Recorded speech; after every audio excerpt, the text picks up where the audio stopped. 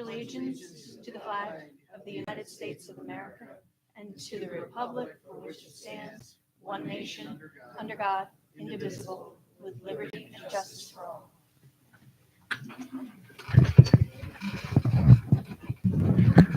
All right. Thank you very much. So we'll call this meeting to order. I address the attendance. We have all board members present except Ms. Cruz, who will be joining us as she is available over the phone. We will announce that when she calls. Mr. Carney is joining us through phone, and Dr. Trinkle will be assisting us in miking him as necessary. Tim, just to confirm that you can hear us and we can hear... Karen won't drop you again, Tim, but can you confirm that we can hear you and you can hear us, please? I'm good. All right, great. Sounds good to us. Moving on, we'll move right into visitor comments. I have individuals who signed up here at the computer. I will be calling your name in the order in which you signed in. And forgive me for any pronunciation errors, and please correct me. Oh, the only other thing I want to mention before we start is a happy Passover to those in our community who are celebrating this evening. And we're happy that you're here joining us, and we wish those individuals celebrating at home a very happy Passover. All right, then, starting with Avani Shaw is our first speaker. Hello. Yeah, take your time. Come on up. You can come on up to this mic. And since you're the first person, we'll make sure it's working. Just the farther you lean in, the more able it is to pick up your voice, I do believe. Hello. Perfect. Can you hear me? Yes. Okay. Yes, we can. Great. Thank you. My name's Avni Shah, and I'm going to be speaking today on behalf of the Middle School Soccer Club. I wanted to say thank you to the board when we brought this idea to you 2 years ago. We got a lot of support from all of you in starting this as a club team. We, hit the ground running when we were able to develop this team, and we had 40 kids try out in the first year, and we were able to keep everybody. Concerns that were brought up by the board as we were putting this team together were, how is this going to work? It's a co-ed soccer team. Will there be enough, time for girls and boys? And are they going to all get good playing time? And I think that first season was so successful where all the girls were able to play on the team. We had a great record with the team, and we had a lot of buy-in from the community as well. Our high school soccer coach took on the program as his developmental program for the high school teams and coached the team along with one of our leaders from the youth soccer program. And the two together really transitioned the kids at this middle school stage where there aren't a lot of programs for soccer because people age out of some of the youth soccer programs. So I think it was really neat to see that in the first year. And by the second year, this year, we've had over 50 kids try out. And we now have 8 girls on the team. And 2 of the girls from last year actually made their varsity soccer team as freshmen. So it was a really neat transition that we saw from, middle school onto high school, exactly what we had thought of for the program. There were a lot of side benefits of the program that we found. Some of the high school soccer program kids came down and mentored the 7th and 8th graders and actually run their practices and run drills with the team along with the high school coaches. So there's a high value in this program we've noticed, as from the inception to now as we've developed it over the last 2 years. We're hoping tonight that you guys consider adopting this as a school sport, as we think that this is a very beneficial club for the school. My friend Eric is going to go over some of the details of statistics on, just how the program grew, how we budgeted it, how we were able to kind of make it happen over the last 2 years. And we hope that helps in making your decision. Thank you. Thank you. Next, we have Eric Lavender. Lavender? I apologize. Ms. Torva's laughing at me. I knew that. That's okay. That's all right. Do y'all hear me okay? Yes, thank you. Wonderful. Well, I want to thank the board for the help last time in getting this to be a club sport. The AD who's not here, the coaches, the principal of the middle school who's been a very big help with the kids working through this program. The biggest reason for this program was to bridge the gap between youth soccer and high school. Youth soccer in this in this Upper Saucon Township, we had over 800 kids playing youth soccer. You have nothing to do for 2 years, and you go somewhere else. You go to Hex, you go to Keystone, you go to LVU, and then you come back for high school. So it was a 2-year really of a gap for the kids. Most of the Colonial League, or almost all the teams in the Colonial League, have a middle school soccer team. So it wasn't hard for us to put together a 12-game schedule the first year and into this year. So it's worked out very well. As Avni said, we had 35 or 40 last year. We had over 50 try out this year, and 44 were kept on the team. We did a really good job of fundraising. It was actually a lot easier than we thought. There was a lot of interest, and we really didn't have as much challenges as we anticipated, especially kicking off the season as fast as we did. I think we got approval here, and 3 months or 4 months later, we were starting the program. So it was very successful. If you factor in the buses, the referees, and the coaches, we were all in for about $7,500. Now, can you buy new uniforms? Sure. Can you pay the coaches maybe better? Sure. But we were able to do it last year and this year. We've already fundraised this entire year. This entire year is completely taken care of. It's $7,500. So what we're asking for is that you all would adopt this program as a middle school sport for next year and let the kids really continue to have fun, enjoy, build the continuity between the soccer club, the middle school, and transitioning into high school. And with having the high school coach as our coach, it is a win-win situation for all the kids. So thank you. Thank you. Next, I have Pat D'Amico.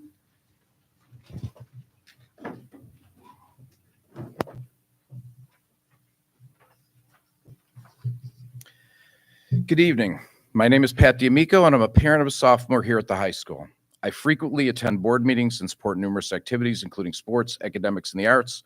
Most recently, the 100-plus hours I spent in this building while volunteering for the musical.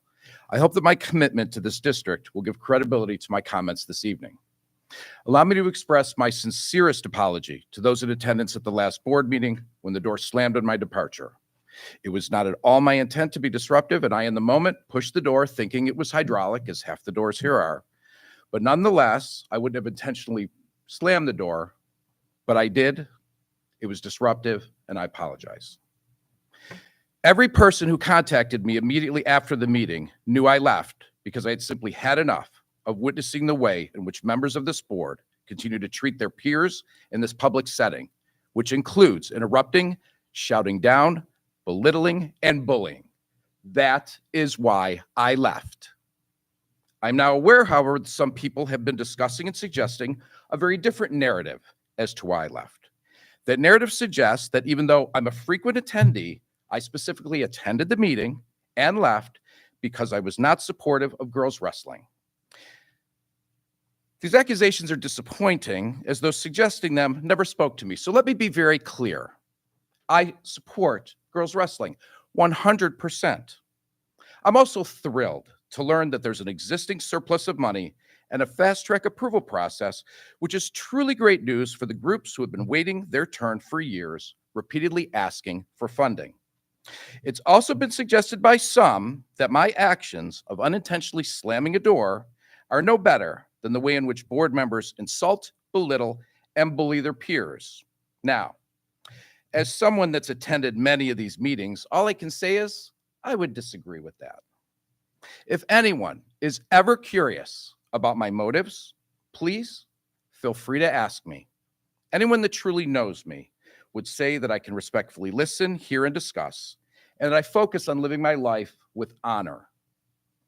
Those people also know that I'm the last person that will blink an eye or lose a moment's sleep over others' attempts to discredit or bully me without bothering to gather my perspective through reasonable, mature discourse. In closing, I certainly hope my willingness to stand up and publicly apologize for my actions will help set an example for our students and others.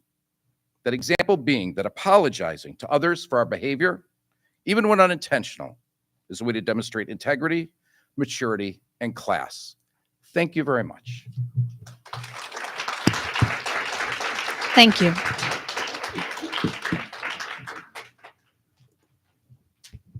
Next, I have Lisa Maloney.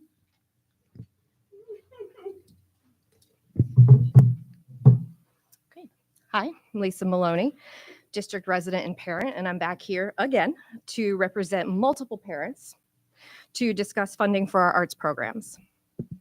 The public learned from the last board meeting that there is a surplus of millions of dollars in our district budget, and that surplus was cited as one of the reasons the district has tens of thousands of dollars for new athletics. Now, we're here to ensure that our music education programs also receive some of that benefit.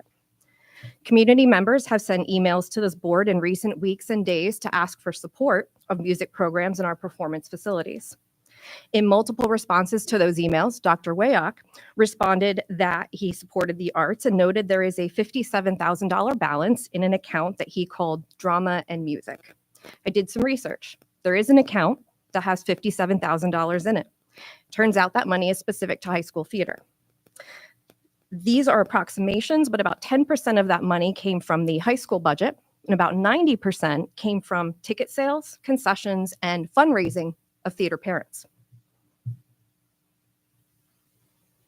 Additionally, that balance is not a static amount, as most of the expenses for this year's musical have yet to be paid out from that account, so that $57,000 will not last long. The remainder is then rolled over into the production costs for the 24-2025 high school musical. The $57,000 that Dr. Wayock mentioned does not go toward our high school education costs, such as band, orchestra, and choir, and it also does not support our middle school or intermediate school music and theater programs. Southern Lehigh music parents this year will pay over $1,700 to dry clean marching band and Meister singers attire. Our understanding is that the district covers this expense for various sports teams. We also paid more than $1,100 for instrument repairs last year and $1,200 for equipment and sheet music purchases across all of the schools in this district. Each school has upcoming needs for instruments that will cost them a few $1,000s each, and the middle school band needs a new banner for parades that will cost them $400 to $600. Southern Lehigh music parents has been approached to pay for these things. The music programs in our district are clearly not allotted enough money if a nonprofit organization is being asked to fund these amounts. What we're asking for is transparency and action in the facilities plans to improve our auditoriums, which are in an embarrassing state right now. We're asking for music budgets in the schools to be enhanced to cover expenses such as uniform cleaning, instrument repairs, and new equipment without taking away from the current budgets and without asking the teachers to reevaluate their spend, because that would be detrimental to both the students and the teachers. And we're asking for music education costs to be placed on the May 6th board meeting agenda. In preparation for that, we have a team of people who will help to get you the exact information on what is needed to financially support our music programs. It's time to take your words of support for the arts and turn them into actions. Thank you for your time.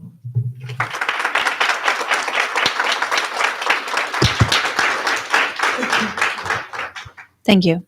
Next, I have Priya Serene.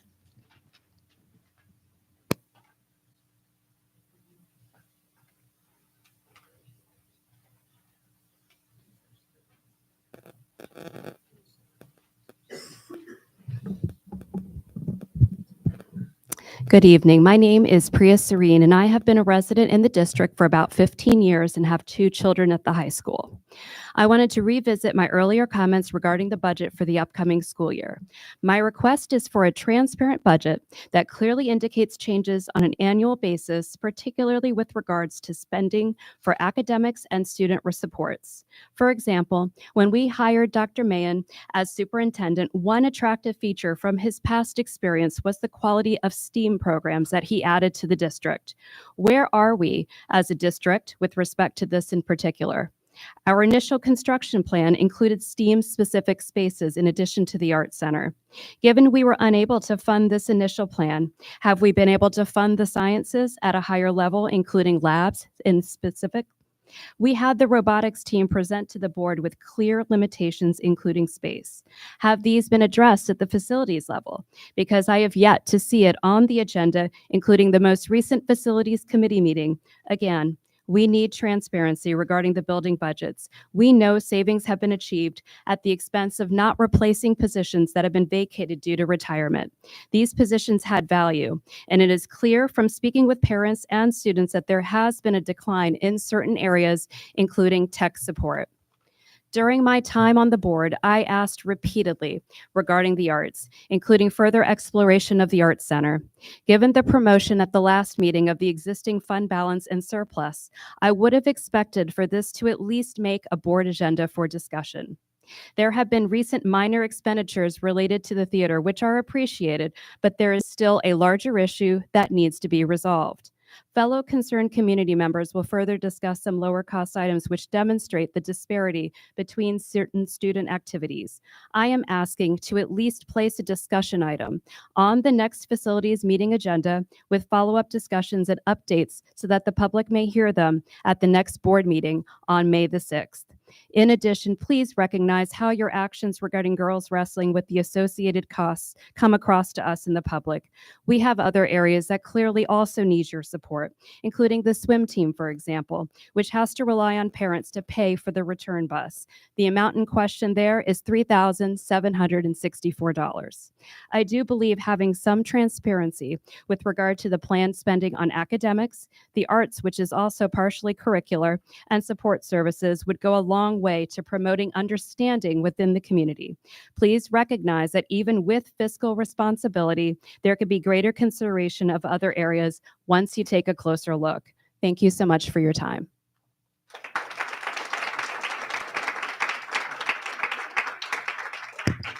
Thank you. Next, I have Lisa Foley. Thank you. Thank you for your time tonight. In a nutshell, the theater program needs to be restructured to thrive in a post-Matt Ware world. Matt agreed to be my musical director this year, but he's retired from the theater and focusing on his other school obligations.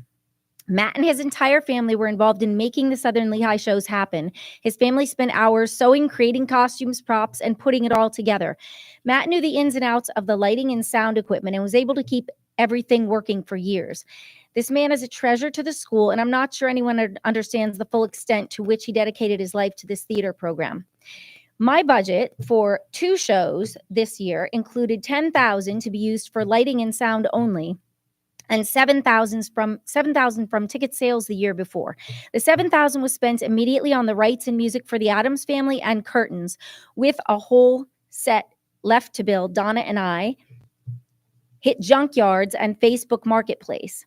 We purchased items and paid for them out of our own pockets. We drove to New Jersey several times to pick up items and spent countless hours scouring Goodwill stores and neighbors' garages. I grabbed everything I could from our existing pieces backstage and repurposed them. After my many cash purchases, I was informed that due to policy, these and my Facebook Marketplace purchases would not be reimbursed. Donna and I spent several Saturdays organizing the costume loft. I had a parent group come in and help clean the backstage, but I was told we could not use the storage space under the stage, which ultimately left us with very little space during our production. Our request for a dumpster was denied, and we had to use carts to wheel the garbage out to the dumpsters in the parking lot. If we created an itemized list of what is stored under the stage and posted it backstage, we could keep stock of what we had available to us down there. The school is still operating as though everything is functional, and a director's job is to come in and put on 2 great shows. This is completely inaccurate. There are many holes, and if you really want to dig in and create a plan for theater needs moving forward, you should develop a task force to work with the board and administration to ensure that all bases are covered.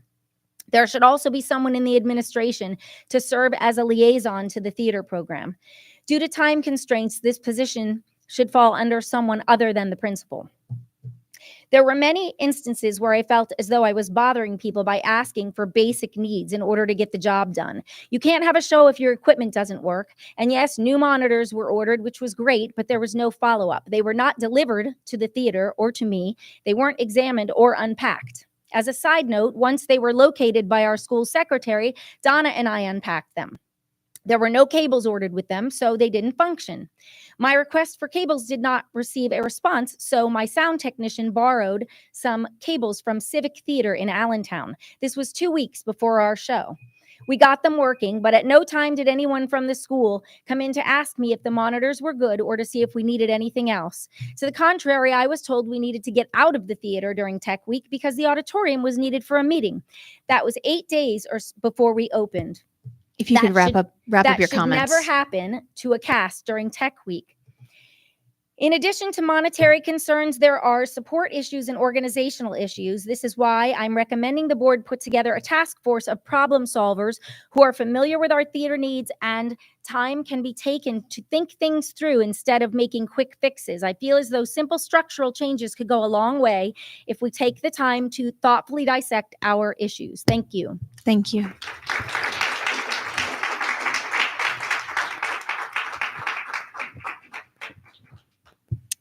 Next, I have Donna Neff. Hold just a minute. Let's let there are people come and Sure. go, and we'll give them And a I actually chance have to. handouts, and I don't know how to do that. It's for you all at the end, so I don't know if you want me to leave a stack or. You could just leave them right there on the end, Okay, and we'll get perfect. them at the end. Thank you. you. Go ahead. The Oh. door come. And if anybody at any point in time needs to come or go from the audience, please feel free. I just wanted to pause there because we had a moment. Go ahead when you're ready. Okay, thank you. Hi, my name is Donna Neff. I began here at Southern Lehigh High School as a parent volunteer in 2019 when my son Grant was in the theater program. In 2022, I volunteered as costumer for Bye Bye Birdie and received a Freddie nomination for Best Costumes. Grant graduated that year, so I no longer have a child in the school. Last year, I helped to costume some of the lead cast members because they were scrambling for help and asked me for my assistance at the last minute. Again, Southern Lehigh was nominated for costumes. I am also a licensed medical and life insurance sales rep. I left my job because of the time commitment involved here, but I did this for Matt Ware, Lisa Foley, my love of theater, and the kids. I've worked with Lisa for years on other shows, and this year I worked with her in both our fall play Curtains and spring musical Addams Family. I was hired as the costumer originally, but as you will learn, my job became much bigger than originally planned. Lisa just finished pointing out the time and work we put in to make this show happen. I'm here today to point out Southern Lehigh's need to budget for additional money to pay their workers. The fact is we did not have the necessary school support, and we simply cannot rely on the kindness of volunteers to pay for and build a set, provide the music, do the artwork, make costumes, create digital screens, run tech, paint, wallpaper, all while working after hours and weekends for no pay with very little appreciation from the school. These are skilled workers we need, and we don't have enough of them to make our show. To be fair, I researched two similar, smaller-sized public schools, Saucon Valley High School, approximately 650 students, and Bangor Area High School, approximately 900 students. Their theater budget information is posted on their school board meeting sites. The numbers I will list do not include any of their production costs, such as building materials, lights, costumes, technology, etc. I am speaking only of what they actually paid their helpers to get the job done. Saucon Valley, they pay their K2 musical director $5,000. They pay their middle school and primary school director $7,500 plus an assistant director $3,500. Total director budget, $11,000 for 2 shows, so that's $5,500 for each show for primary and middle school directors, which does not even compare to Freddie qualified high school productions. Southern Lehigh pays our middle school director $1,000. Saucon Valley's high school spring musical director is paid $6,100 plus an assistant director is paid $1,773. Total high school director budget, $7,873. Lisa Foley will eventually get paid $3,961 before taxes. I will be paid $775 as stage manager for the spring musical. Saucon Valley pays twice that amount. Here's a list of Bangor's budgeted paid personnel approvals for this year's Mean Girls presentation, which, by the way, cost them $99,000 with an actual working theater.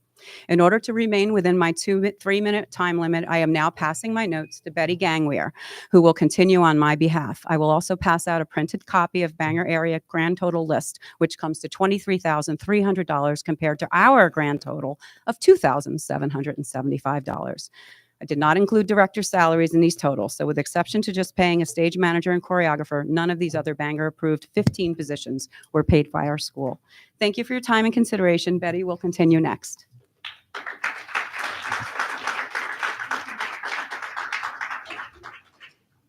Thanks. And I do have Betty Gangwer next.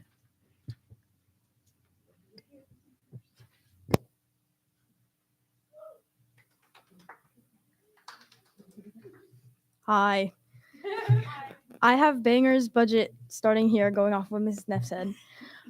Costumer, $1,600. Set designer, $2,400. Producer, $2,000. Rehearsal accompanist, $1,800. Scenic artist, $1,000. Tech crew, $1,000. Stage crew head, $1,000. Master carpenter, $1,000. Makeup designer, $750. Hair and wig designer, $750. Box office manager, $500. House manager, $500. Choreographer, $1,600. Pit director, $2,400.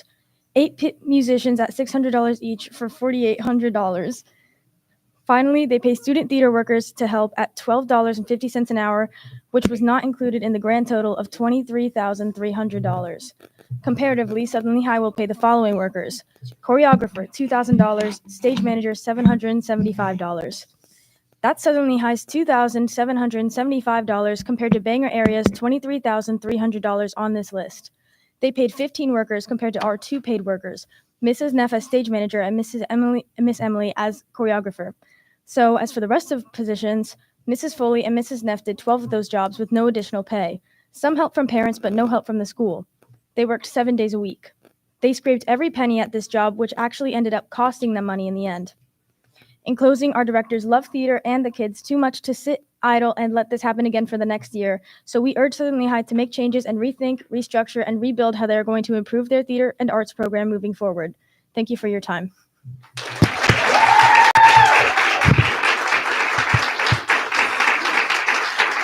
Thank you. Thanks. And Betty, I have to apologize. Our other board member, you did a great job there, despite the fact that Dr. Mann and I were chatting because his phone rang with the other board member who's going to be attending. So my personal apologies to you that we were speaking while you spoke. That's what we were talking about. You did a great job. I apologize. I didn't hear that, but I'm going to go with it. You weren't. Oh, back at you, Beth. Thank you. My apologies.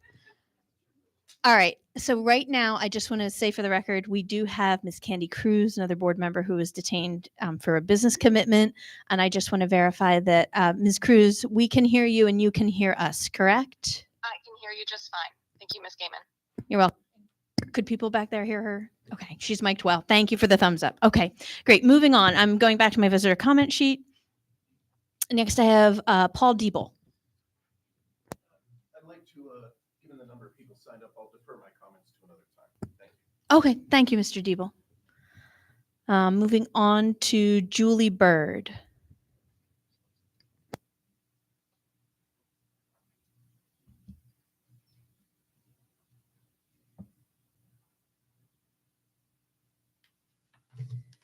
Hello. Sorry. I only have like a sentence to say, so this shouldn't take long. You're fine. Take your time. You're good. Oh, technology is great, right? Clock starts Alrighty. when you start. You're good. Excellent. Hello, my name is Julie Bird. I'm a parent in the district. My son Alan is in 2nd grade, and I have an incoming kindergartner for next year. Since we're discussing the preliminary budgeting tonight as part of the agenda, I would like to request and remind that an RFP or RFQ was discussed at the last Education Committee meeting regarding the possibility of expanding to full-day kindergarten. As the 2024 to 25 budget is discussed, I would like to ask the school board to consider provisioning funding for this if funding would be needed for a company to complete the RFP or RFQ in the way that they will do that. That's all. Thank you. Thank you.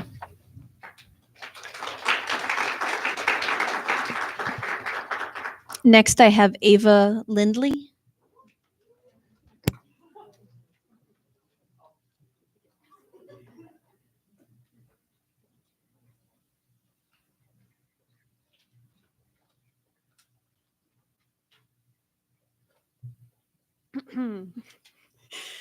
I'm reading this off my phone, so bear with me. All right.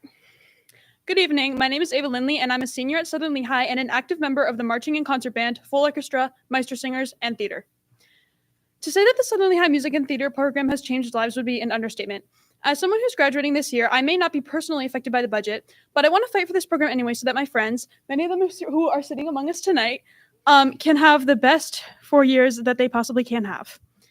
Theater and music have many of the same beneficial impacts on students as any sport or club does. It builds character, discipline, resilience, camaraderie, integrity, and teamwork. It challenges students and encourages them to step out of their comfort zone. Not only that, but for many people, it's considered a home away from home. Especially for students who may be struggling in other areas of their lives, theater and band, orchestra, and choir are a place where students can feel comfortable, safe, and happy. What makes this program so rewarding is that we are able to perform in such a high level, and if their budgets were to be increased due to there being a surplus, it would aid in our success even more. Of course, it's not just about being successful, but students in the music and theater program deserve a chance to succeed and thrive just as much as any other club or team does. We have a very reputable music and theater program, having earned endless praise and recognition for our many ensembles and been nominated for the Freddie Awards Outstanding Overall Production of a Musical for the past 2 years, and hopefully again this year, knock on wood. An increase in our budget would allow our program to become even more successful and a stronger competitor against other schools. The higher the level we're able to perform at, the more we get out of it. Although it may seem on the surface like we have all we need, there's always room for improvements in areas such as repairs and cleaning of marching band and Maestro Singer uniforms, payment for theater and music directors, and costumes, sets, and props for our theatrical productions. With more funding in these areas, our program will become even stronger, and we'll get more out of it as a result. The music and theater program gives students the opportunity to grow, not only as musicians and performers, but also as people, and all current and future generations of this district deserve this opportunity to its fullest potential. Thank you.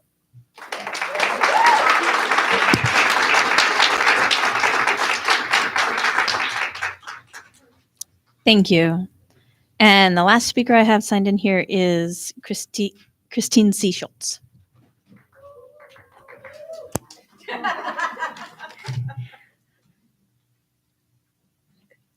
Okay, I'll just go. Hi, my name is Christine Seaschultz, and I know many of you, and I'm so thankful you all are on the board and administration helping create a better future for our school and our students. I have a son in 9th grade and a daughter in 11th grade. I've been involved in all the schools since kindergarten, and currently I am the parent liaison for the theater department for the last 2 years. My daughter has been involved in the high school theater department for the last 10 years, since she was Gretel in The Sound of Music. That was my first encounter with the auditorium and heard all the rumors that a new one will be built soon. Definitely by the time my daughter was in high school. Well, here we are. I went to all the different town meetings, which this was all before COVID. And I got to see the different plans that were not just of the auditorium, but also the new facelift for the entire lobby, entrance, and administration offices. I have all the paperwork and folders that have been passed through the theater moms over the last decades, which I will pass on to the next theater mom with all of this information. With all that said, I know this is the team that can get it done. I'm thankful for all the Band-Aids that you all have provided, especially in the last 2 years, but we need more. I'm thankful for the updates that have been done to our schools and our facilities, and I look forward to more. We have the basic needs in the theater department and auditorium that you probably are not aware of, which is understandable. That is why everyone is here to help point out the exact needs and why the theater and arts need them. For the theater, we need line items on the budget that were previously there in past years, but are not there anymore. I'm asking that you review this at the next board meeting on 5/6. We need a stipend for the music director, an orchestra director, and an assistant director.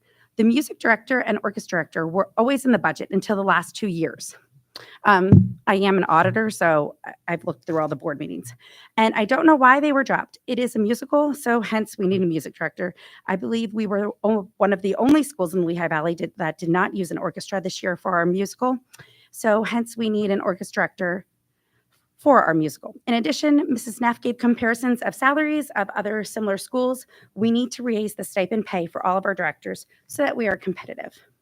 For facilities, we need the following to be added to the next agenda.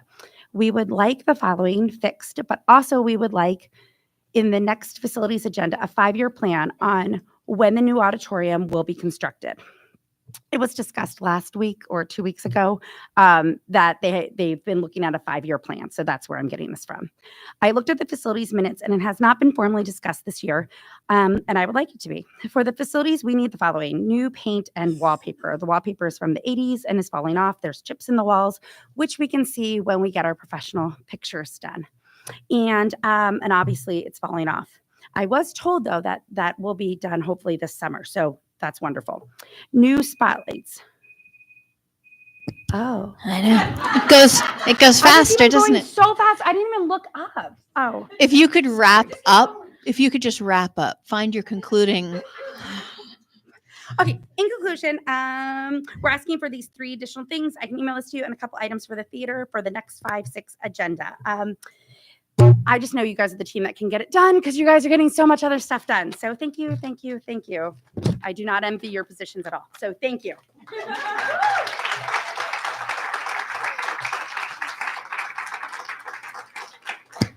All right, and that concludes what I have for visitor comment at this time.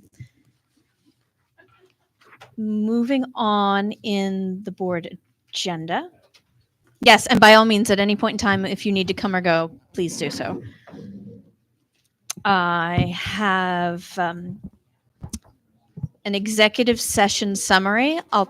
You know what? I'm just going to pause while some folks go at this point.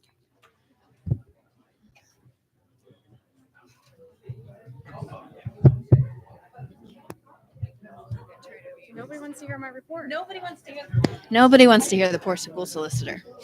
Such important information. We do, Jim. We want to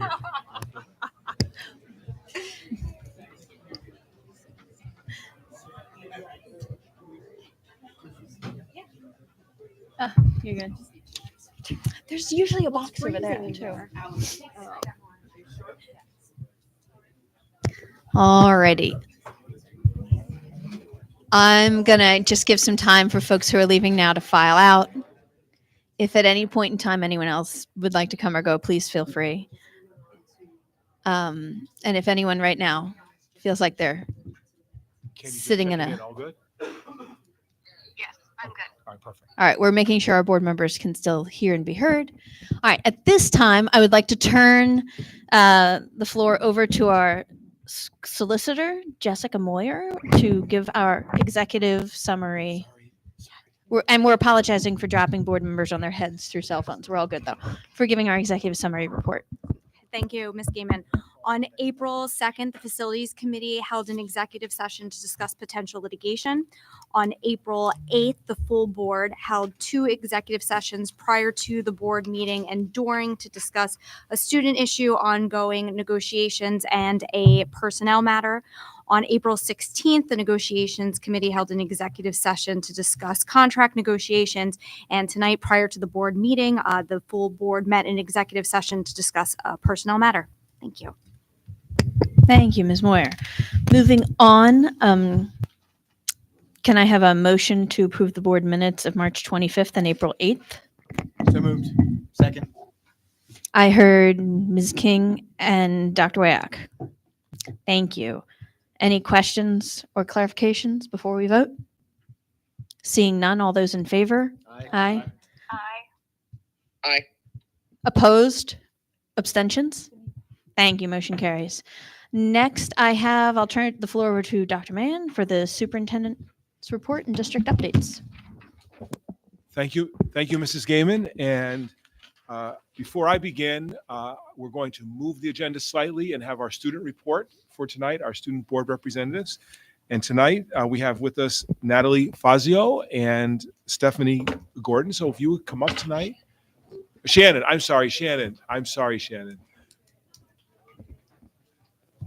So Natalie and Shannon, thank you for coming tonight, and the stage is yours.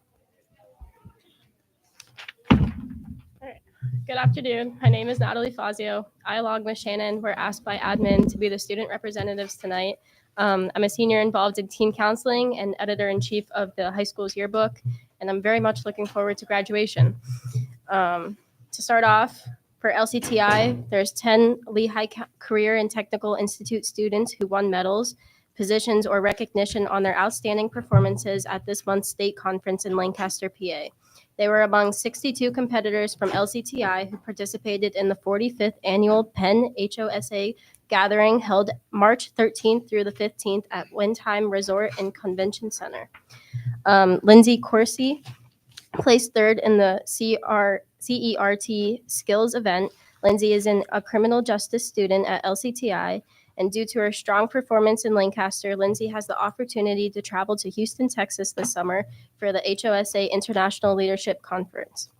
12 Lehigh Career and Technical Institute students who won medals through March 18th through the 20th during the Pennsylvania FCCLA State Leadership Conference in Lancaster were 2 medal winners, Kayla Myers for commercial baking for first place and a gold medal, and Samantha Shelton for culinary arts for a silver medal.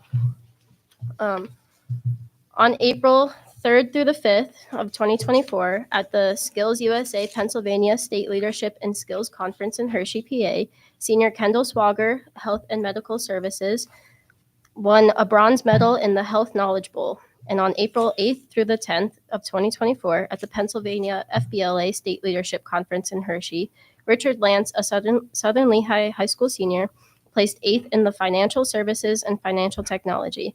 He is a web design and web programming student at LCTI. Moving on to math leagues. On March 19th, 36 students competed in the final PA Math League for the year. SLHS had 3 top scoring students who answered 5 out of 6 questions correctly. Congratulations to Alexis B., Evan D., and Hanson F. And the Southern Lehigh has a building score of 23. Over the 6 competitions, our highest schooling students are Ella S. of 24 points, Hanson Fan of 20 points, and Evan F. of 19 points. Our cumulative high school score is 123 out of 180, which placed us 18th in the state. Great job to all who competed. Moving on to Scholastic Scrimmage.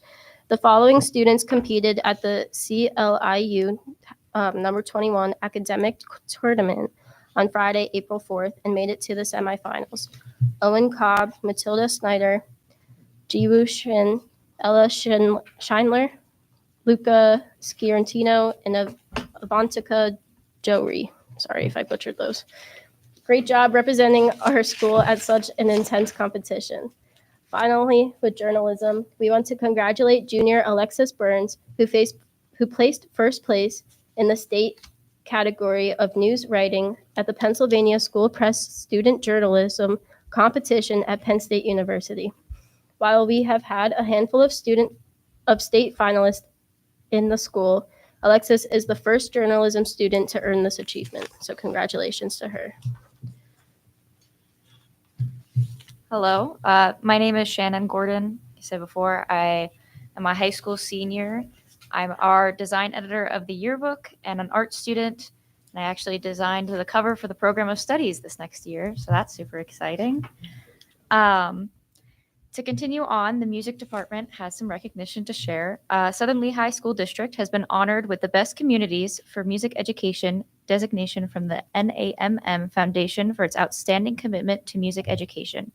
Now in its 25th year, the Best Communities for Music Education designation is awarded to districts that demonstrate outstanding achievement for providing music access and education to all students. To qualify for the Best Communities designation, Southern Lehigh answered the detailed questions about funding, graduation requirements, music class participation, instruction time, facilities, support for the music program, and community music making programs. Responses were verified by school officials and reviewed by the Music Research Institute at the University of Kansas. Moving on to independent events, sophomore Albert Wen earned 2 honorable mention awards for his writing submissions to the Scholastic Art and Writers Competition back in early April. In athletics, on Saturday, April 20th, our boys and girls lacrosse team held their annual Cross Out Cancer game with Emmaus High School. It was a great day at the stadium, and while totals from the event have not been calculated, all of the proceeds from the day will be split among the 2 charities that each school supported. Emmaus High School will make a donation to Hope Pancreatic Cancer Foundation, and Southern Lehigh High School will be donating to Minithon, a part of the Ford Diamonds Foundation. In upcoming events, April 23rd, students will be participating in Walk Against Hate. This event is sponsored by Southern Lehigh High School No Place for Hate organization. April 26th, this Friday, prom will be held at the Steel Stacks. May 6th, AP testing will be started. Specifics were released in the most recent edition of the principal's newsletter. May 7th, job fair for seniors at Arts Quest, sponsored by the Lehigh Valley Chamber of Commerce.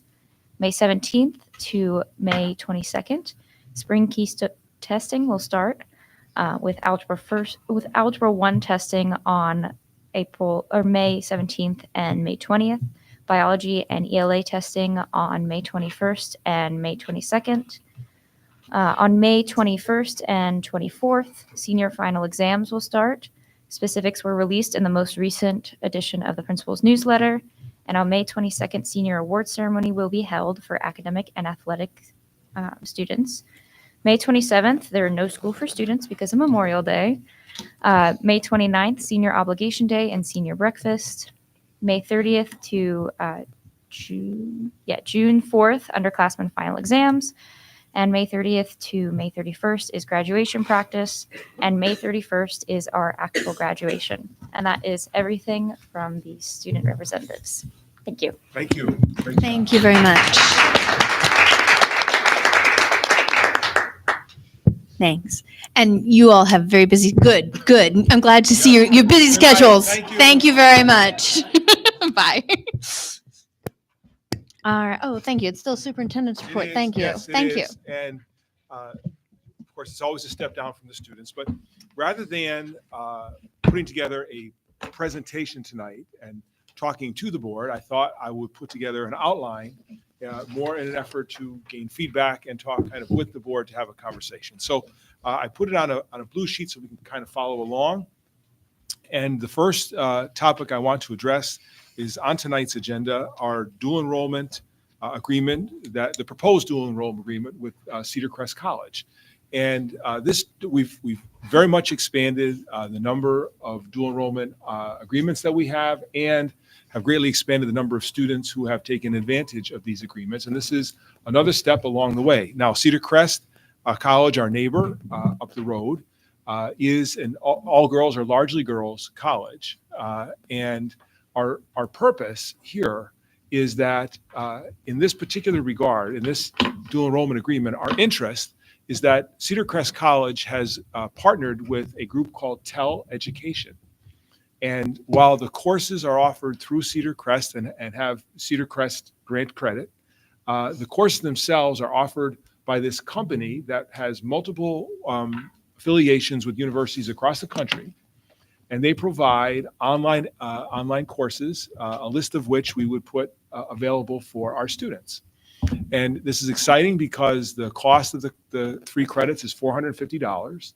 We've carefully reviewed these courses and found them to be highly transferable across the Commonwealth and others. But we always say for all of our dual enrollment that individuals should check, and we show them how, as far as how and where the credits will transfer, because not all credits will transfer to all organizations or universities where the students intend to go. And so the unique aspect of this dual enrollment agreement is the online component to it.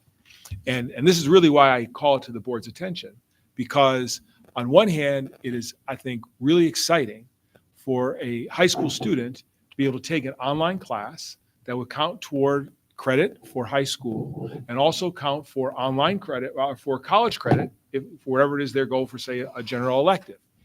Now, the caveat or the caution is that, we have placed and will continue to place the highest value on in-person education, right? And we think it would be more than inappropriate to be saying and emphasizing online education, which would draw our students out of our schools and out of our classrooms. So the challenge that administration is still working on is how do we provide opportunities for students to, say, take an online course in an elective, gain college credit, gain credit toward graduation, but at the same time not overdo it and realize that being here is the best possible thing. And we see this as perhaps an opportunity to free up schedules for students who wish to take AP Physics and band and chorus and a number of things where schedules are kind of hard to accommodate. We could see this offering, again, added flexibility to our students, for our students. We believe the courses are rigorous but reasonable and do reflect college level work. And so we're excited about this. This is continually a work in progress, but we thought it'd be important for us to take this step forward and provide the board with the opportunity to consider it and possibly approve this agreement. So with that, I'll pause, and if there's any feedback or questions, very happy to take them. Yes. How many courses are we talking about? It's from Cedar Crest? They How have many available? they've provided, I think, maybe 6 or 7 courses, but we have actually given them some feedback. Some of them we're not interested in because we don't see them as being highly transferable. Gotcha. And so it's a small number of courses, and we're not even envisioning our our students being able to take all the classes, but rather kind of online opportunities should they decide they'd like to. Great, thanks. My question is there a specific time for the online course, or is there a flexibility to the presentations? We would see this as being flexible in our early look Then at my this. comment would be, I think that's something I would certainly support, because online education is the way for the future, and it would be good practice for our students to be able to learn how to take an online course successfully before they leave here. And that is the without thought. substituting that class experience as well. And that is a, now we do envision having the students upon completion of the course receive credit for, say, a history class toward their high school graduation.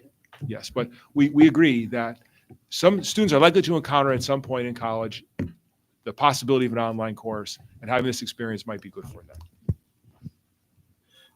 Just a quick question on variety of classes versus courses versus other institutions. We have various articulation agreements and dual enrollment. So how do these overlap versus the other ones? Well, for example, we would not see any course overlap with LTRI-C, because LTRI-C would be a better deal with equal transferability, right? We see the niche, the differentiator here as the possibility for offering an online course. So we do not envision a lot of students going up to Cedar Crest College to take these classes. We see this as advancing our menu of options by providing an online source of options for the students, which does not currently exist in what we're offering. Thanks. Yes. What's the makeup and the availability? So to what MJ was saying about the availability with being online, what's the availability to one's individual schedule throughout the routine day for the adaptation of taking online to not be something outside extra of the normal school day? Does the normal school schedule, I know it's changed a lot since I've been here, but is there availability for students to take these during the normal school day and not in addition to outside of school hours? These courses are asynchronous, which means that you don't have to be there for a specific time.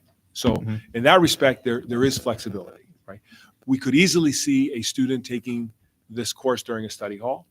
We could easily see them taking it whenever, like either during a study hall or at night or on a weekend or whatever the case might be.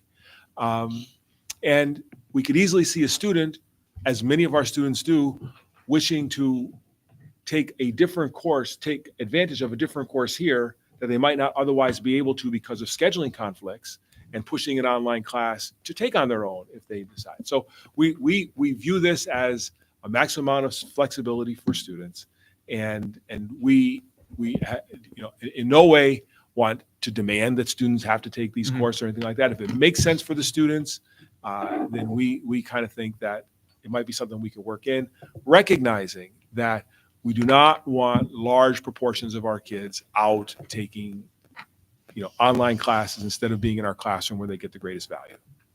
Yeah, I was just looking from a purpose of like the block scheduling, and sometimes you have that availability and gap like study hall where a lot of these folks can have the opportunity of continuing the education within the walls of here, and then to use the online scheduling purposes for that need, and having the availability and not necessarily forced into having to. Right, or not Mr. having Boyer, I to. think that would be an ideal possibility or opportunity for the students as you describe it. So this is an item that is on our agenda to vote to approve tonight, this agreement that you're describing? It is. Okay. And thanks. I just wanted to clarify. And I'm glad you addressed, when I saw this, I looked up, because I knew historically Cedar Crest is considered to be a women's college, but I saw that now they're saying they educate, their ratio is now 90% women, 10% men. So that answered my question on that availability. Just so I appreciate you addressing that as well. I did had two questions, maybe perhaps three. So when you were referencing the list of transfer compatibility, much like LTRI-C has that list of institutions that will accept this credit, a similar list exists as opposed to perhaps other you have to apply to the college first to just figure out whether or not they would accept. This has a standard list that guarantees compatibility, much like L-Tri-C? Yeah, there is a clearinghouse. There's an online clearinghouse where if you take a specific course code from a specific university, you would find the equivalent course, if it existed, in Penn State, whatever university you would be interested in looking toward. Okay. And so, one of the things that is frustrating for students is, well, come to our university, and after you sign up and give us your deposit, we'll let you know where you stand. Exactly. Right? Terrible approach. And right? L-Tri-C avoids that by having a And- guaranteed reciprocity agreement with certain Correct, institutions. yes, and we are very sensitive to the idea of partnering with people who would take advantage of our students. And well, this credit counts or it doesn't, so we're very sensitive about that. We only want to partner with people organizations and universities that provide value. And in this case, I will just use an example. There was one science course among those being offered that did not have what we considered sufficient transferability. And so we said, we're not suggesting that our students pay $450 for a course that has limited amount of transfer thing.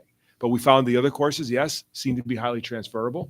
We will insist that students, if a student wishes to go to Penn, right, or Cornell, then we would say, let's be sure, right, that if that's where you want to go, that these courses are accepted there, because they may not be. Now, some of our CLEP courses are accepted in Villanova and other places like that, but that's an individual case-by-case basis that we want our students to look at to be sure that, they're eyes wide open, right? Because if you can get 3 credits at $450 and it knocks off a general elective at Penn State, that's a win, big time. But if you pay $450 and you go to Penn State and the credit doesn't count, well, then that's a loss, which we don't want to have a part of. And am I correct? Thanks for that explanation. And am I correct in assuming, in my understanding, that this would be the first course, for example, all other dual enrollment type courses other than the test CLEP program, not a class program, but a testing program. This would be the first that would not have a classroom component, but it would be receiving graduation credit for high school graduation. I believe that to be true. Okay. Yeah. And then my next question is, I believe I understood from the question Mr. Boyer asked, which was there would not necessarily be, if a student wanted to take this approach to, I'm going to use an example, say, like I believe it was mentioned history, like, or to fulfill a health requirement. If that student wanted to pursue that avenue, there would not be a block schedule in their coursework throughout the day identified for pursuing that online. It would just be, if that individual wanted to schedule a study hall to dedicate that time, that would be available, but it would not have to be, because it's a flexible. So that also goes into, we had prior discussions about student flexibility and kind of a work-life balance of, previously we had some policies that said that if a student took a different summer course or something, in order to be eligible for those opportunities, they would have to pack their schedule and not have a study hall. But this is yet another reason perhaps to allow that kind of flexibility. And I think is we what got I'm rid of hearing. that summer. We agreed when people raised that we weren't fans of that summer restriction. Okay. And so that restriction is gone. Right? There are some parameters in there that you have to speak with an administrator or something like that, but there is certainly that flexibility. And this would be a similar, it wouldn't be, okay, in order to take advantage of this, you'd have to schedule block 2 on day whatever. You could, okay. Yeah. Okay. And so this is intended for maximum flexibility for our students, to provide an opportunity they might not have had before, but also recognizing that this might not be for people, and we're not going to have kids overdo it. And would there be an assigned advisor? I know, for instance, with summer work, you have an assigned, or would it be strictly through that electronic program? You wouldn't have a staff member at Southern Lehigh. There would be no teacher teaching this course or advising this course. It would be strictly through the company. Right. And that is true. We would not have local, but the university through TEL has human advisors that are there to support the students. Now, it's not synchronous in that they will not see a professor going back and forth in live time, but there is a whole set, and this is one of the things that we asked many questions about.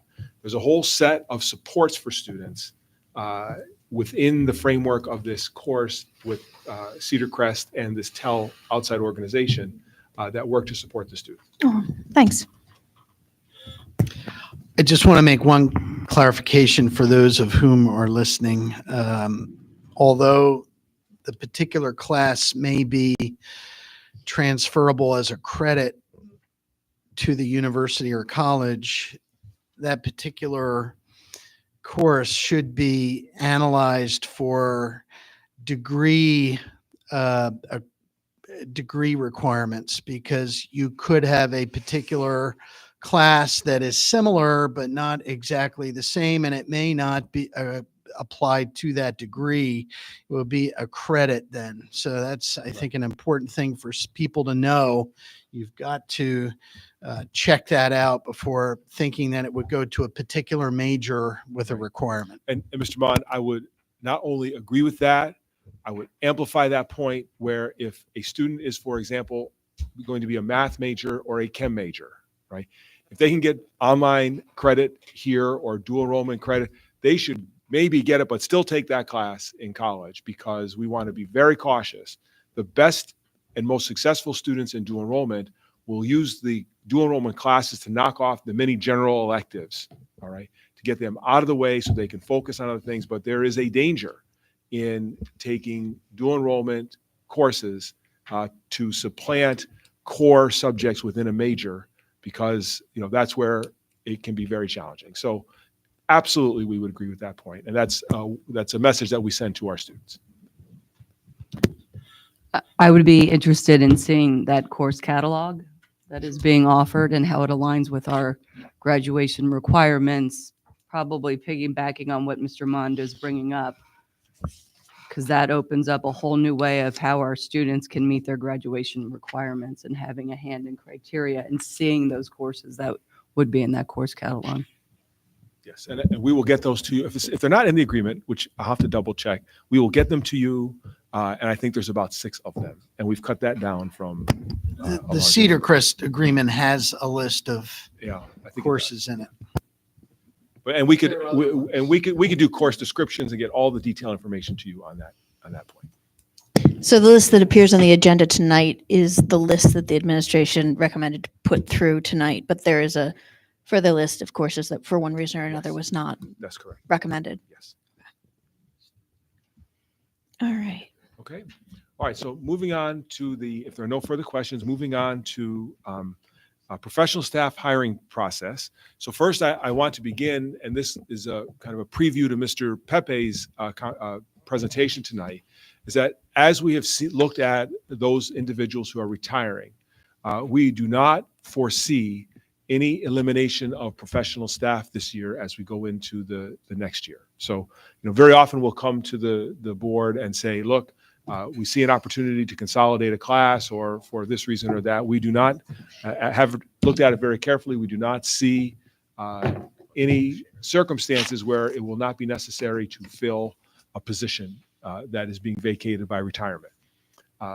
We are recommending in this budget that we take a grant-funded temporary social work position and accrue it to our permanent staff here in the district, which is to say we have a person who has no expectation of continued employment, who likely would, under the current arrangement, be released once the grant is expended. We find there to be tremendous value in the services that this individual provides, and we are recommending in this budget and including in this budget that person will be included as a staff member in the professional collective bargaining agreement.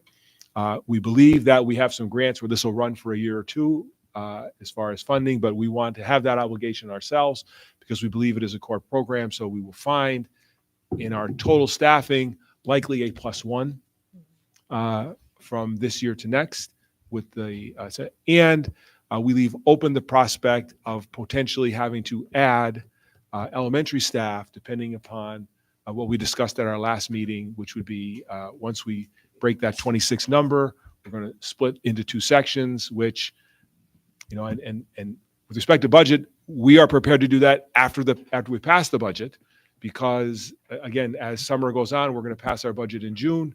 If numbers spike somehow in July, then we're just going to go ahead and do it. So with that announcement, I'm going to pause before I go on for any feedback or comments from board members.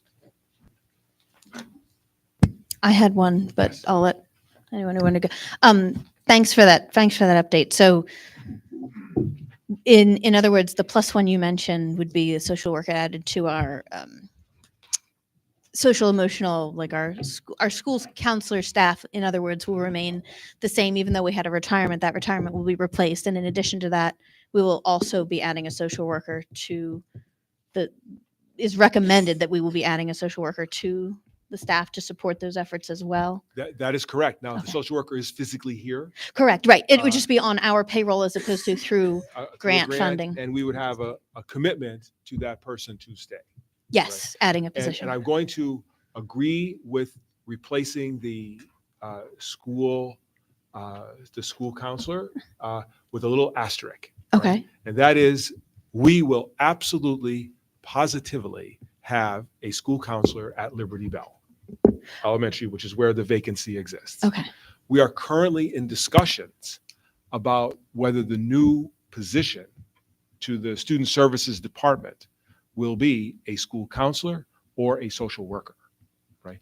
Both are paid the same, both are members of the professional bargaining, but as part of this discussion that we have ongoing, we've been looking at, we kind of group school services, student services in school counselors, school psychologists, social workers, and school nurses. And so as we look at our allocation of individuals across the district, we're trying to get the best deployment, the best allocation of those. So we'll be filling it. It is not inconceivable, and we'll come back to the board with a report to say that perhaps we do an internal transfer of a counselor to Liberty Bell, but then we replace that counselor, wherever it was we transfer them from, with a social worker to provide additional services. And so same number of people, but just a discussion about what is best to fill the position. So, sorry, you lost me there. And if, but just, I'll rephrase again. I was with you until you talked about the transfer. So when you say transfer an employee, yes. So Liberty Bell will have, we had a retirement in Liberty Bell, and that Liberty Bell will have a dedicated school counselor. All right. Which leaves one vacancy. Which leaves one vacancy. And that will be filled. That's where my confusion lies. Yes. That will be filled with, we are not sure whether it will be a social worker. You are not sure yet whether your recommendation will be a social worker or a school counselor, or so where I'm lost is the +1. So Yes. if there was a transfer and then potentially, and we're not committing to any of this, but Right. I understand, Right. we have folks who are interested in different positions throughout the school district. So if there is a transfer, then explain to me how we are a +1. That's where you lost Yes, me, and not a yes. break even. This would be an additional social worker over and above the one that we spoke about before and moving to the yes. Okay. So here, yes. So put it aside, we have a social worker who's working with us on a grant. We want to move that person in to the district. And not to that's- just to make the conversation Yes, easier, yes. specifically offering that person employment as a social worker in the district. Yes, as a permanent employee here in the Okay. And then we have this retirement. And then now we have a vacancy. Yes. Right? One way we would fill the vacancy would be, like traditionally, have a process to hire a school counselor who would go right to Liberty Bell, 1-for-1 swap, simple, Mhm. right? The alternative would be somewhere else in the district, transfer a school counselor to Liberty Bell, leaving a vacancy somewhere, and that vacancy would be filled by a social worker rather than a school counselor. Thank you. Okay. So we might be, so the count is +1 from a student services perspective, Right. but it could potentially, based on your recommendation, be -1 from a school counselor count. And +1 from a social worker. So no matter what, we are going to be +1 social worker. We That's might right. be -1 guidance counselor and +1 social worker, Correct. or we might just, according to your recommendation. That is exactly the conversation that we're having. That's the planning. That's the and when can the board anticipate I that think recommendation? by our next meeting, we'll have that ready to go. Okay. But no hiring decisions will be made until that's budgeted and recommended. It's not like we're posting those Well, positions the at this budget point. the budgeting is easy because it's the same pay for both a counselor and a social worker. Okay. So the number will be in the budget. And we are not going to post, so we'll probably post the social worker. We have a great internal candidate, but just as a matter of form, Sure. we usually post. And then just by posting a social work position, we'll have lots of applicants. I see what you're Because saying. part of our concern is to make sure we have great applicants for these jobs, because some are harder to find than others. So that's just generally the conversation we're having, but we will get back to the board with specifics. Okay, thank you. This is basically a resource allocation to tailor it to your needs. That's the bottom line. So I just want to clarify from the last, for the articulation agreement, the agreement does not have the classes outline that's being supplied later. So I misspoke. I wanted to clarify that. Thanks. We'll get that to you. We do have it. I have a question about credentialing. Yes. The social work position, is that an LCSW? Yes. License No, clerk- not C. Not C. It would either be an LSW or LCSW. The criteria, and they have to have a school certificate. Well, slow down, yes, slow down. Yes. It is an LCSW or not? Not necessarily. So it's just a licensed social worker. It would be a licensed social worker who could potentially gain hours toward the C, but either way would be eligible to draw down Okay. medical access. And the psychologist is a PhD psychologist. The psychologist, which we're not hiring, would be a school certified psychologist, And which the- doesn't necessarily have to have a PhD. Right. And the counselor is a school counselor. Counselor is a school counselor. So these are credentialed school positions, not necessarily outside of education. Got it. Thank you. Correct. Yep. If as a part of that, when you're presenting at the board that decision, I am a little bit, my understanding is that there are different, currently even the social worker in our building, but also just social workers in general have perhaps performing different tasks and different responsibilities. If you could outline, and I know we have on the board agenda tonight, something 39, 3 through 9. But if you could, I have questions or reservations about replacing a school guidance counselor with a social worker because of the differences in those roles, responsibilities, and expertise. So I would want more information on that. But right now I have to say I'm kind of hesitant, especially with the ratios. And that report was very helpful to read through as well. But that was the only other thing I don't want to belabor this. I had a question about staffing leveling otherwise. If somebody else has a question about this guidance student services position. But my only question was, we talked about last time at the elementary level having kind of a goal of when we hit, was it 26 or 27? Yes, 26. 26 K through 3, we would look to add another class. My question was, and I neglected to ask it at the last meeting, so 26 K through 3, and I expressed at the last meeting that 26 kindergartners in a classroom makes me a little uneasy, but I did not ask the follow-up question of, one, are those our conditions because we are physically restrained by classroom spaces and we wouldn't necessarily, is this a staffing decision or are we limited by classrooms, is the first part of my question. And the other part of my question is that I neglected to ask, is there a trigger point at which you would kick into effect that would there be that many kids in a classroom at K through 3, but some other credentialed person or support or an assistant would be placed in those classrooms? Is there a trigger point? So for instance, kindergarten, when my kids were going to kindergarten class sizes were 13 to 17 in that range. And one of like Spanish immersion, the Spanish immersion program we have here, one of the big, points of information was, remember, your child will be in a class of approximately 29, which is enormous because back then class sizes were smaller. So are these getting bigger because do we have the ability to expand if we were to lower that 26 kids in a class? And even if we don't, is there a trigger point at which you're putting other credentialed people in the classroom to assist with that classroom teacher to, in effect, reduce the student teacher or student instructor ratio? Right. And I will tell you, I'm glad you mentioned it. The 26 does not count for Spanish immersion. That is 29.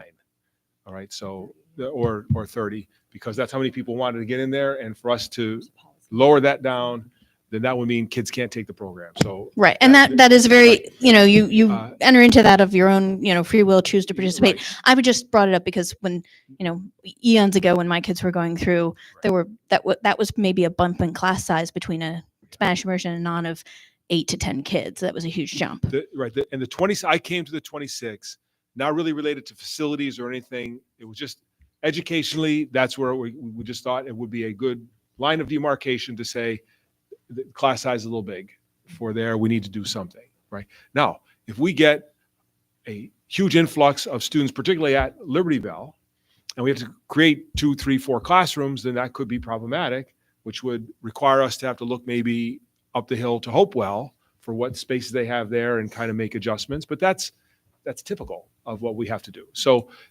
in short answer to your question, 26 is strictly an educational number and has really no consideration of space, classroom, or anything like that. And this is what we went through last meeting. And what about, right. And what about the adding additional resources from a credentialed person in the classroom? Yes. Is there a point at which? And that could occur, and that decision is driven more based upon the needs of the student in the classroom rather than the numbers of students in the classroom.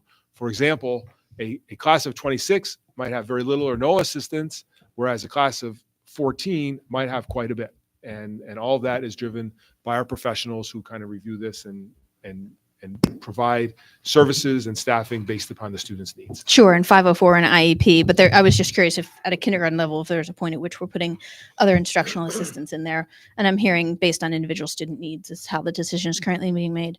And last time we did touch upon this at the intermediate school, am I correct that there is no class cap? So we would be relying on the state max for that? No, there's no hardcore back, but in the back of my mind, if classes start to get up above 26, I get a little worried. And so I think we'll be able to keep those numbers down below that, but there's no state maximum, but we watch them closely and perhaps not as quick to change the classrooms as we are K through 3, just given the nature of the instruction, but we certainly will be monitoring closely class sizes at all of our schools. Okay, but there's a 26 kind of a fast number of hard look at, if you're going over 26, we're looking to hire another teacher K through 3, but that gets fuzzy. A little flexibility when it comes to the other schools. Okay, but just no number at all. I don't throw out a number because then people are, but hard 26 stop if there's time to do it. Like in other words, at the end of the year, as a kid, we're starting, we can't do it then. Second week of September, you're out of luck. Right. Yeah, right. And even just the week or two before the start of school, you're out of luck. Right. But if we get to the intermediate school and the middle school, we're a little more flexible. We look at how things are going because sometimes kids will draw in or another one will come in. But we're more flexible at that level. We certainly watch things closely, but we're very rigid at 26 at the K through 3 level. Okay, thanks. Okay. And then moving on, and it is great to be in a position to hire. And the most important thing we do is in our hiring process. And so I wanted to just run very quickly past the board the process that is used for hiring to gain your input on this. First, we broadly post and advertise all vacancies, including in outlets intended to expand our applicant pool. We do an initial paper screening that will be done by at least 2 administrators. We never have a single administrator who's going to be responsible for a hiring decision. It is always a cooperative effort. We send invitations to first-round applicants. We rely on the expertise of our professional staff to participate with administration in first-round interviews. Like, for instance, if it's a Spanish teacher we're hiring, we would want to see a Spanish teacher involved. Counselor, we would want a counselor involved. The second round interviews will be scheduled that include, whenever possible, an authentic performance task such as teaching a sample lesson. That's a great demand on the administrators to do, but we think authentic assessment is very important, and so we will do that. We then, based upon that, develop final recommendations that are presented to me, the superintendent. I make sure that we review the process, and then once we're satisfied that the process as described has been completed, we forward those names to the board for approval. And in the case of a time-sensitive recommendation, the superintendent will seek approval by reaching out to board members before exercising the authority to hire. So if we have a math teacher and they are in demand at 3 other districts, I will pick up the phone and reach out to say, hey, any objections about hiring this person? We'll provide the name to the board. And so long as the board is comfortable with it, then we'll go ahead and fill that person, bring that name back at the next possible meeting to acknowledge that hiring as an effort to be a competitive advantage. And that motion is actually on the agenda tonight for the board to consider. So that's in a nutshell the process that we suggest might work, but we obviously look for your feedback and guidance on that topic. Okay. I have one question. Yes. And I don't want to belabor this because it's a good process, I think. From an HR perspective, I think this is a good process. I don't want to belabor this discussion, but I was just concerned or wanting to know who selects the 2 administrators. How is that done? For the first Usually review? it's based upon the candidate that is in the vacancy. So if it's an elementary person, obviously the elementary IS people will be involved in that. We try to get a central office person out to the interviews. If, for example, it's a chemistry teacher at the high school, then the high school principal and maybe some chemistry teachers or assistant principal at the high school would be involved. And Dr. Trinkle and Dr. Solometto are also very, very much involved in this as well, getting out, representing the central office in these interviews. Okay. Thank you. Okay. And so we're going to, if you reflect on that and have some thoughts, give me a ring. Otherwise, that's going to be kind of our idea as far as going forward. And the last thing I wanted to present, just an idea, not really for any decisions, but just for the board to consider regarding our committee work. I think every board member here has been working very hard at this. We've been making some really good progress. We have some recommendations tonight, but for your consideration, just a thought, right? We have committee of the whole, the policy committee, the technology committee, the facility committee, the education committee, the negotiations committee, which is kind of a hybrid because it's based upon need as opposed to a standing committee. We have our board members on representing other committees at the IU, the LCTI, and it has been an effort for everyone involved to schedule these meetings, right? To get people to them and then get reports back and making sure people's schedules are available. So we looked at how these. Candy is signing off. She has another. Oh, okay. Obligation. I'm sorry. Did Ms. Cruz text you and She say she just needs did. to sign off? She did. Okay. She's Just signing off. let the record show that Ms. Cruz is exiting the meeting at 7:58. Right. Thank you. And so, Well, right- is Tim yes. Carney still with us? Mr. Tim's Carney? still here. Yep. Okay, great. Right, Tim? Yep, here. Okay. All right. Thanks for All right. checking in, Tim. We appreciate it. So in looking around at other districts, how they manage the committee process, I put together a very much a sample schedule, right? And in this schedule, like right now, the full board meets twice a month on Mondays, right? The second and fourth Mondays of the month. And what I would suggest is that we would have to add another meeting per month to our calendars where we would meet the second, third, and fourth. Now, I have Mondays, but it could be any day, right? So we don't have to be tied to any particular day, right? And the first 2 meetings of the month, all right, would be for committees to meet. We would not have a committee of the whole meeting work session. That would be canceled, all right? And instead, we would have 2 committees meet on the first Monday or the second Monday of the month. The other 2 committees meet on the second Monday of the month. And the third meeting of the month would be the committee of the whole, where we would get done our general business and the committees would have the opportunity to report their work. And this way, yes, board members would be required to increase their attendance to meetings twice a month. They would not have to attend if they did not have a committee meeting on that designated time, but they would have the opportunity to attend, to participate in whatever committee meetings they chose to. And the community would know that the board is meeting and the committee is meeting. We'd have a set schedule. It would be posted. And so they could come in and they could talk and see with board members. So again, just a thought.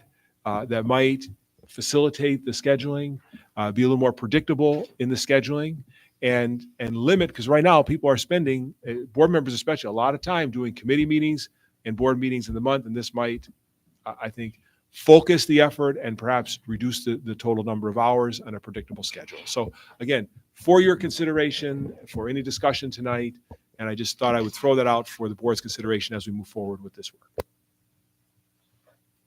I think it's great. I like predictability. I like routine. I like that it's, there's a plan that's understandable to everybody so that the committee members and the chairs aren't running around trying to gather people up, because I think that's really challenging. The only thing I would add to this is executive committee meeting.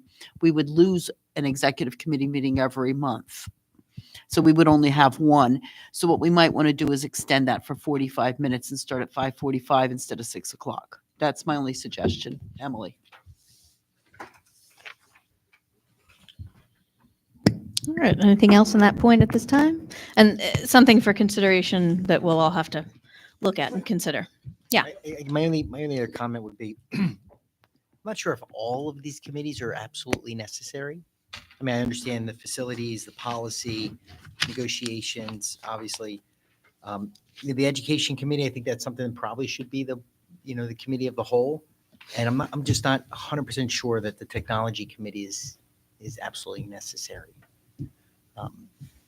But just my opinion, suggestion. Because we stretch administration thin as well with all of these committees. So I don't know. Something to consider. Yeah. I just want to say, but I think it's good. My only concern is from the standpoint is time allowed for these. So the way I've looked into a lot of these things are most of the work is done at these individual levels.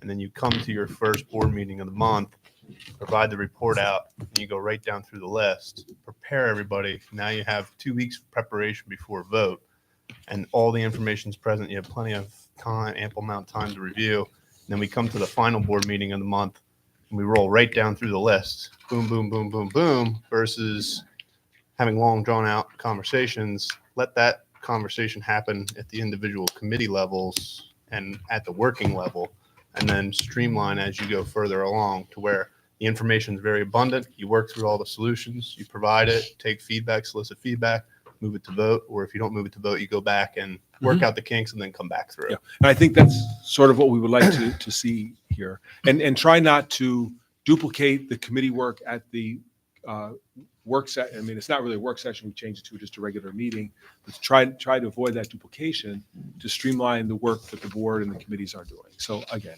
just for your consideration, I do agree with that framework that you have. I like hearing those presentations, but after the third time, word for word, it gets a little long. Yeah. No, if you feel that way, you can imagine how we feel in the central office. No, I'm just saying. Mrs. Gaiman, thank you. That concludes my report. I very much appreciate the board's consideration of this information. All right. Thank you very much.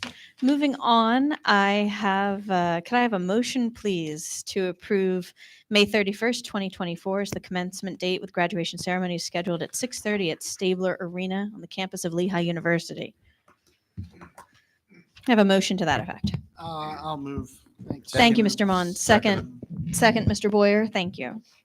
Any questions or comments before we vote? Just, it's a great facility. I enjoyed it when my son graduated there, so glad that we can do that again. All those in favor? Aye. Aye.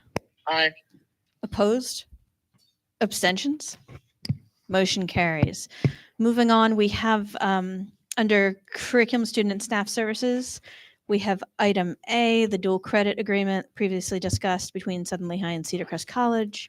We have item B, C, D. We have the student handbook, student parent handbooks, and codes of conduct for, let's see, I'm just going to read them off here.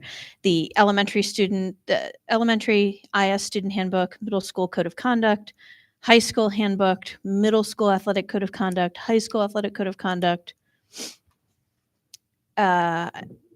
I'm just going to stop there. Items, I'm going to take that, ask if anyone objects to me taking that in one motion, items A through G, the Cedar Crest Agreement and all those codes of conduct and handbooks. Any objection to taking those as one?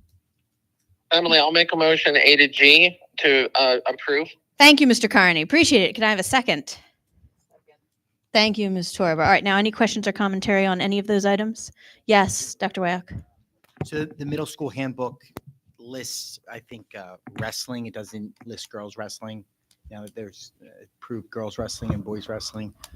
That was just something I think it was probably done before that, It was. that motion was approved. Any revisions to policy or anything like that, we will make those Awesome. adjustments. And that would be both, Dr. Wyok, just to clarify, both Yeah. at the middle school and the high school, or did you just notice it in one You or know the what? other? I didn't notice it at the high school. I apologize. I did notice it at the middle school. I just made some notes when I was reading through. So I didn't notice it at the high school.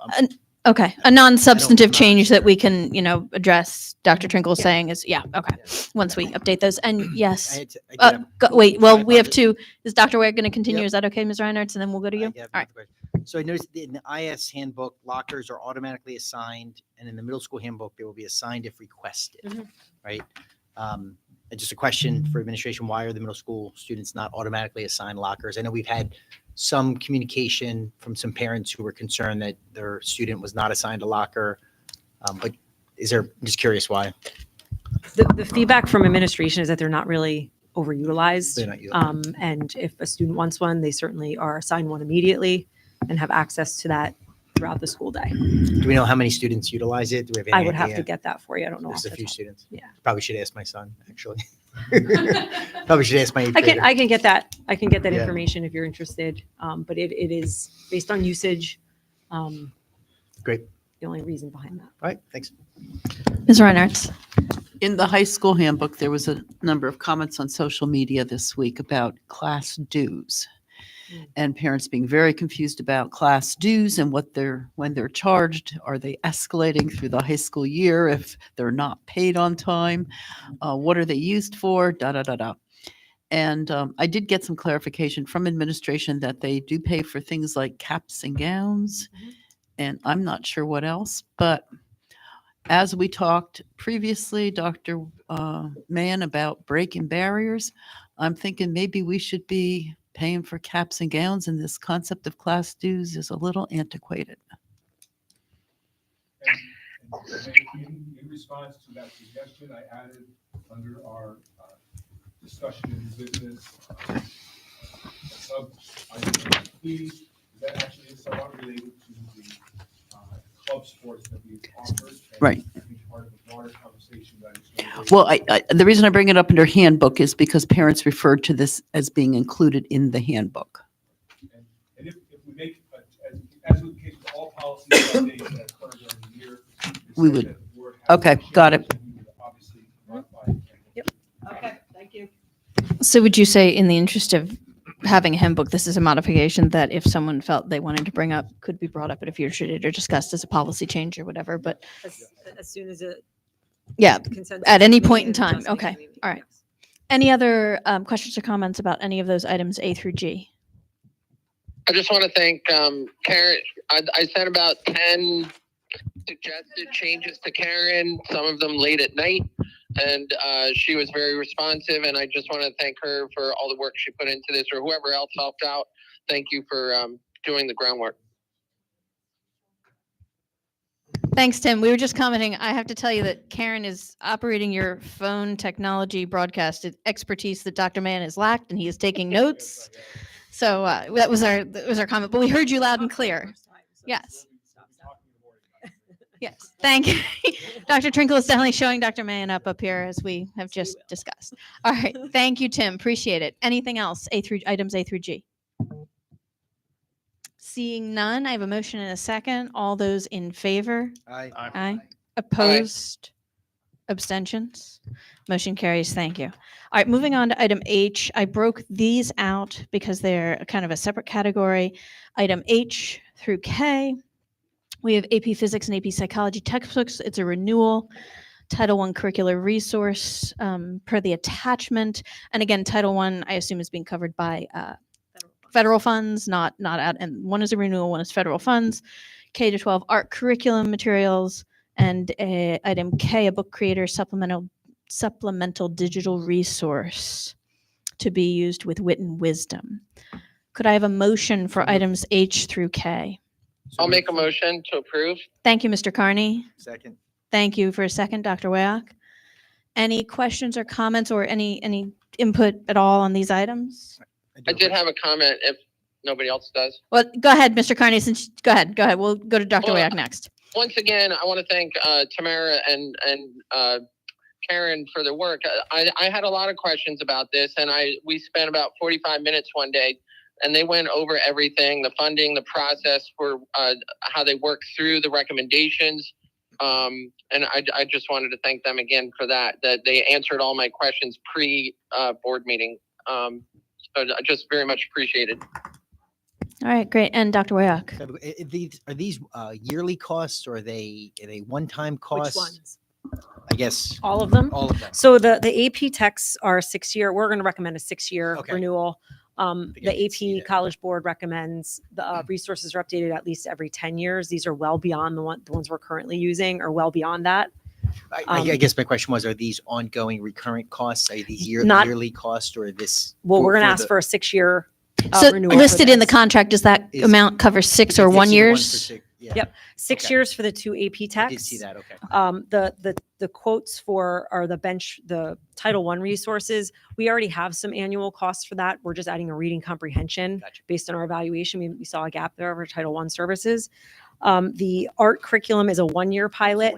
It's a new thing that we're trying to kind of resurrect some of the things in the art department. Great. So they didn't want to extend, much more than a year to Okay. see if that was something we wanted to commit to. So it's more of like a pilot.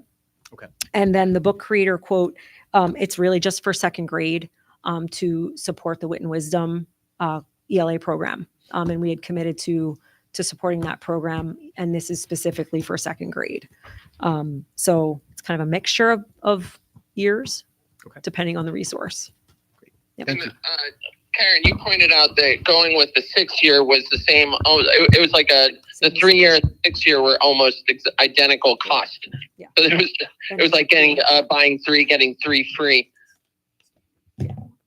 And the other thing I wanted to point out too is usually this would have been something that we wanted to go through education committee, but I talked to Karen and I talked to Emily, and we said that it would be because of the time constraints and wanting to roll this out faster. That's how come it didn't go through the ed committee. These are books and materials we want teachers to have in hand prior to departing for the summer. And allowing that approval tonight would allow that to take place. Thanks, Karen. All right, anything else on those items? Seeing none, all those in favor? Aye. Aye. Opposed? Abstentions? Motion carries. All right, moving on to special education student services. We have item A is the CLIU Special Education Facilities Plan. It's just an annual approval. Item B, the Special Education State Plan. The Southern Lehigh School District Chapter 339 Plan. And item D, Dr. Christopher Lang Student Services Evaluation Agreement as on a consultant basis. Yes. Does anyone object if I take all of these A through D under special education and student services together? No. I have a question about that. Well, tell you what, unless you foresee voting one way or another, would you like to take that separately? Or we will absolutely have questions. I just want to get a motion in a second, and then we'll go into the question Q&A. But would you like to take them separately for any reason? Okay, well, we'll get there. We'll get the motion in a second and then seek the clarification. All right. And if anyone wants to break any of these out at any point in time, we can also do that. So can I have a motion for those 4 items? Thank you, Mr. Boyer. In a second.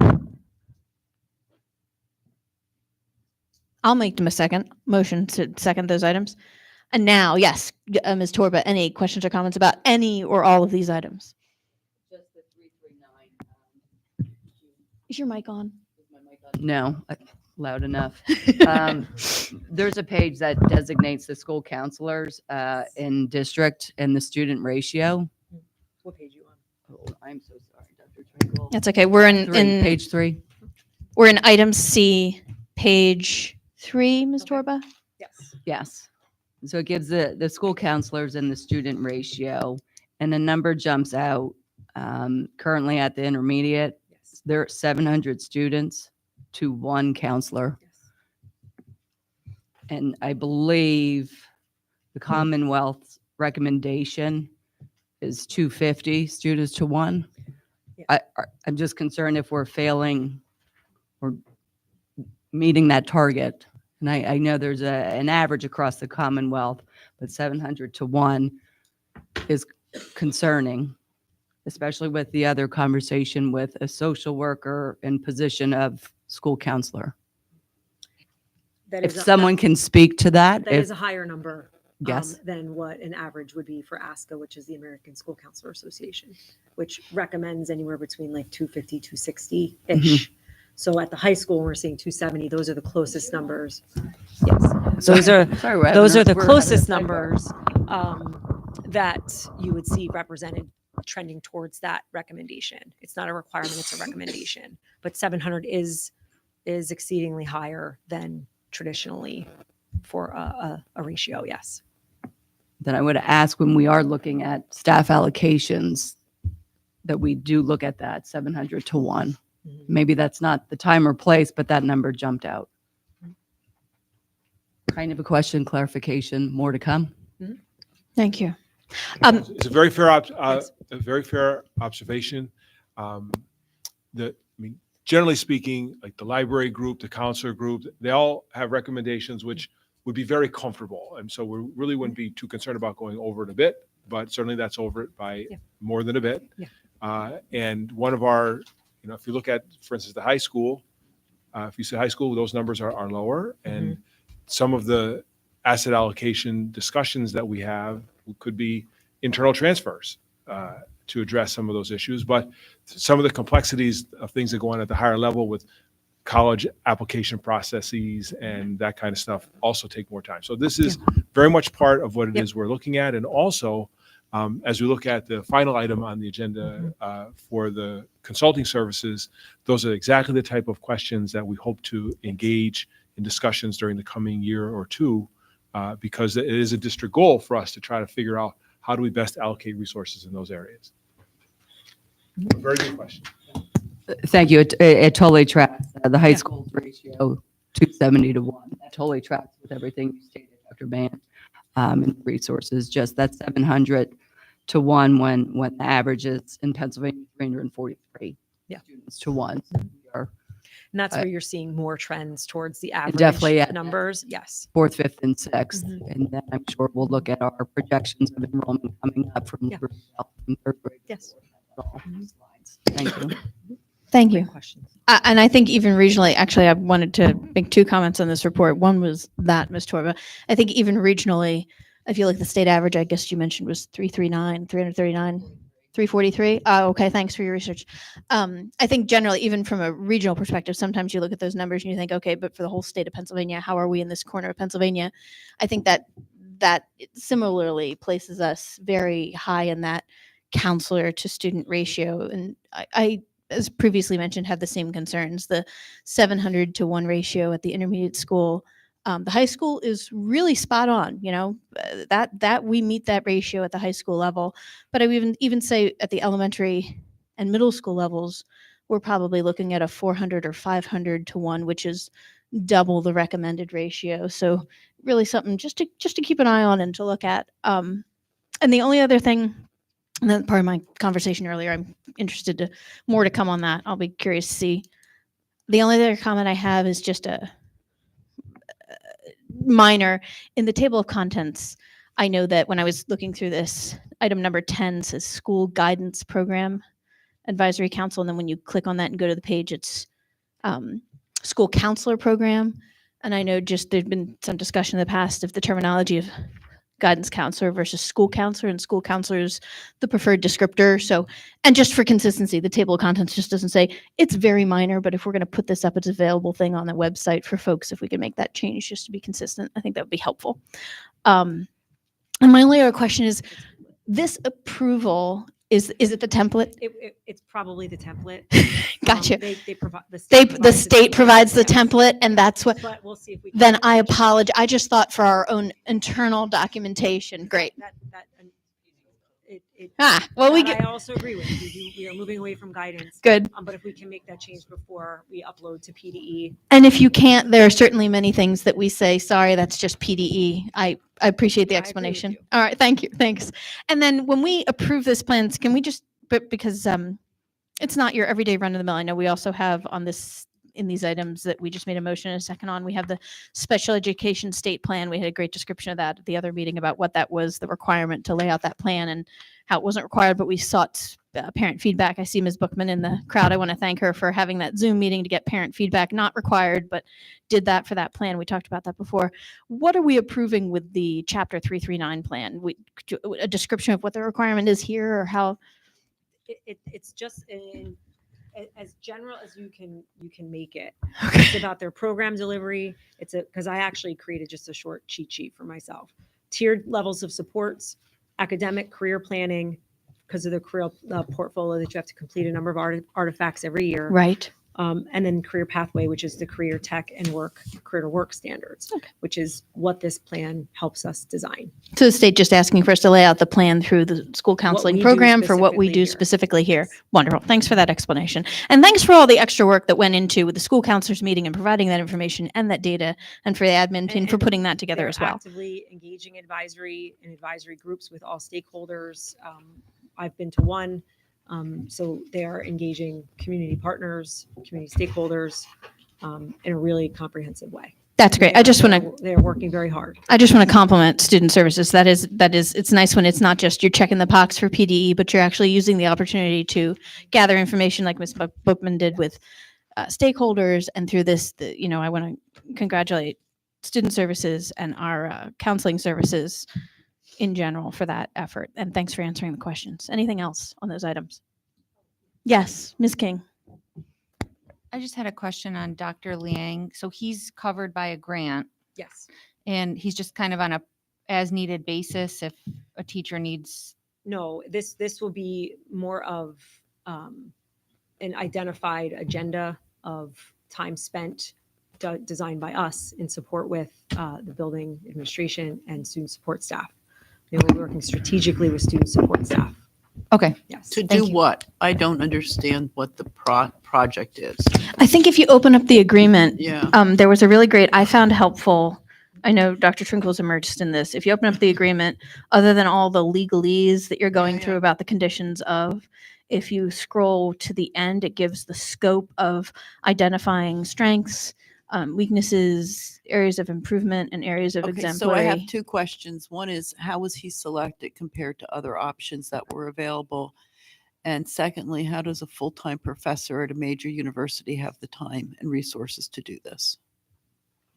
We did review other opportunities, and he comes very highly supported and recommended. He is a professor of school psychology, school counseling at Lehigh. He's the department chair. He's a full-time employee. Mhm. So how does he have the time to do all of this consultancy work with so many others if he's engaged elsewhere? That's That's always my concern with consultants. Right, No, I'm not picking on him specifically. No, It's a not at all. contractual issue. I think one of the as I understand it, one of the expectations of, particularly at Lehigh, because we're over there all the time looking at some of the work they do, they have expectations of community partnerships of their professors. And so part of their responsibilities is to do this type of partnership. Lehigh is strongly connected, for example, to the Bethlehem area school district, where the professors are immersed in their work all the time in community schools and that kind of thing. So we thought, we believe that this aspect of his work is driven by expectations that he has not only with us, but also with his employer. Thank you. Great. Any other questions? Comments? All right. Seeing none, all those in favor of items. Aye. Great. Whatever the letters are, A through D, I believe it was. All those in favor, aye. Aye. Aye. Opposed? Abstentions? Motion carries. Thank you. Moving on to Technology, we have the CLIU technology pool agreement, just an annual agreement. Can I have a motion for that, for legal counsel for the Southern Lehigh School District through that CLIU and SLSD technology pool? Thank you, Ms. Second. King. Thank you, Mr. Mond. Any questions or comments on this? Seeing none, all those in favor? Aye. Opposed? Abstentions? All right, moving on to the highlight of our evening, our business and finance preliminary presentation from Mr. Lou Pepe, our director of business services. Handing the floor over to you, Mr. Pepe. Thank you. Sorry, just for everyone's reference, I know there was a question earlier this evening. This is not the preliminary budget that is up for a vote this evening. Requires no vote. It is purely for presentation and informative purposes for the board. Yes. We will be having a preliminary budget vote at a future meeting. Thank you. Yeah, so I'm going to direct your attention up here, presentation. It's also been loaded on the website, or it will be loaded on the website, but it's on the agenda for you. So the draft, first of all, we have good news as far as budgeting tonight. First of all, we're on track with the overall calendar, and we are heading where we wanted to go strategically. So first thing I want to do is I want to talk about our timeline. Tonight, we have the proposed draft budget for consideration. We are not voting on it. It's just being put before the board. And as you see, next month's meeting, that's when we will actually be voting on the final budget, and that's the final review. And it's up for 30 days for the public as well as the board before you come back for the adoption of the final budget. So tonight, the board members, I gave each of the board members a copy of the budget, so you have the opportunity to look through it if you have any questions or whatnot. But that's what we're going to be going through. I just want to kind of circle back to what we actually accomplished in November, and that was the resolution limiting the tax increase to the index of 5.3. All we said is we were not going to go over that. We were expecting to be well under that. But with new board members coming on, I wanted to kind of explain a little bit about the Act 1 index and kind of how it works. So the maximum percentage increase in the school district's millage rate is equal to the base index or an adjusted index, depending on the district's aid ratio. The base index is calculated by averaging the increase in the state average weekly wage, or the SAW we call it, and the employment cost index. And I'm going to kind of break that down for you a little bit. It's real interesting to me because it's number stuff.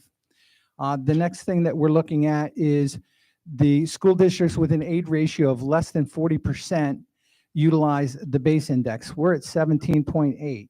So we're as close to getting an adjustment in the index. So one of the things I wanted to talk about real fast was how they come up with these numbers. These numbers are all supplied to us. They come through the PDE, through the department's website.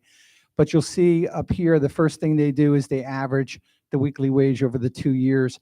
That's how they get to 5.6. I just threw up my calculator to show you how I, checked their work, but they're on. So 4.9 is the ECI, and then they merge the two to get to 5.3. So how do we stack up across the valley? So we're here at 5.3 with Salisbury, Parkland, and Northwestern Lehigh.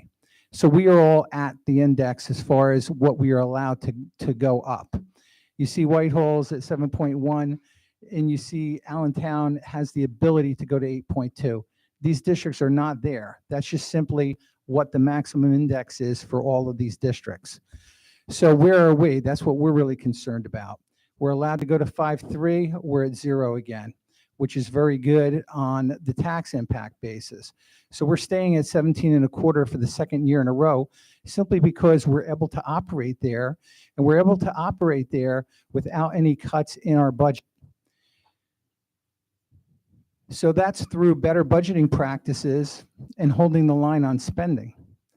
So how have we actually done compared to the index? I looked at the 10-year index, and this goes back to 2016, and you'll see in blue that the district has been predominantly below the Act 1 index every single year. There were only 2 years where the district was actually at index, and that was in 2021 and 2022. So those are both indicative of years where there was an increase in the millage rate.